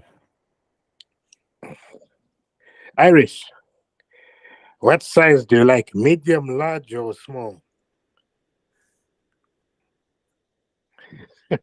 Rick, take care. We talk tomorrow, yeah? I got to stay for a minute, MC. No. Hey, I'm not. I have to talk to my nephew in the morning, mate. Well, Irish come on. is going to come on the panel. She wants words with you. Oh, if you jump it on. Okay. If she jumps on, then I'll wait. She ain't. I'm only joking. Irish, do you like it medium, large, or small? Which one? You're going to tell me to fuck off. I know. And it's all right. It's fine. I don't mind. Okay, Rick. So Brentford will stay shit like you are shit. You know what I'm saying? Shut up.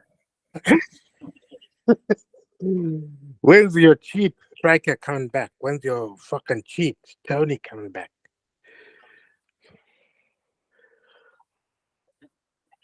He doesn't know. Because he might be sold to the next club by the time he comes back. Yeah, man. Anyway, Rick, bro. Take it easy, Irish. I keep telling you, learn how to make a nice rice and stew. And then we talk after that, yeah?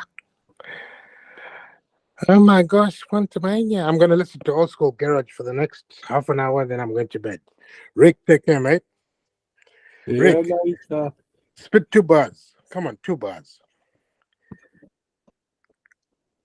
See you later. With a little bit of luck, you can make it through the day. Tina, that is the same person in that chat was using Irish Flame today. So I wonder why he's using his name. Tina Turner. Is that Tina Turner's wannabe or something? Anyway, Rick, take care, bro. I'm okay. Let me end the call. Cheers, mate.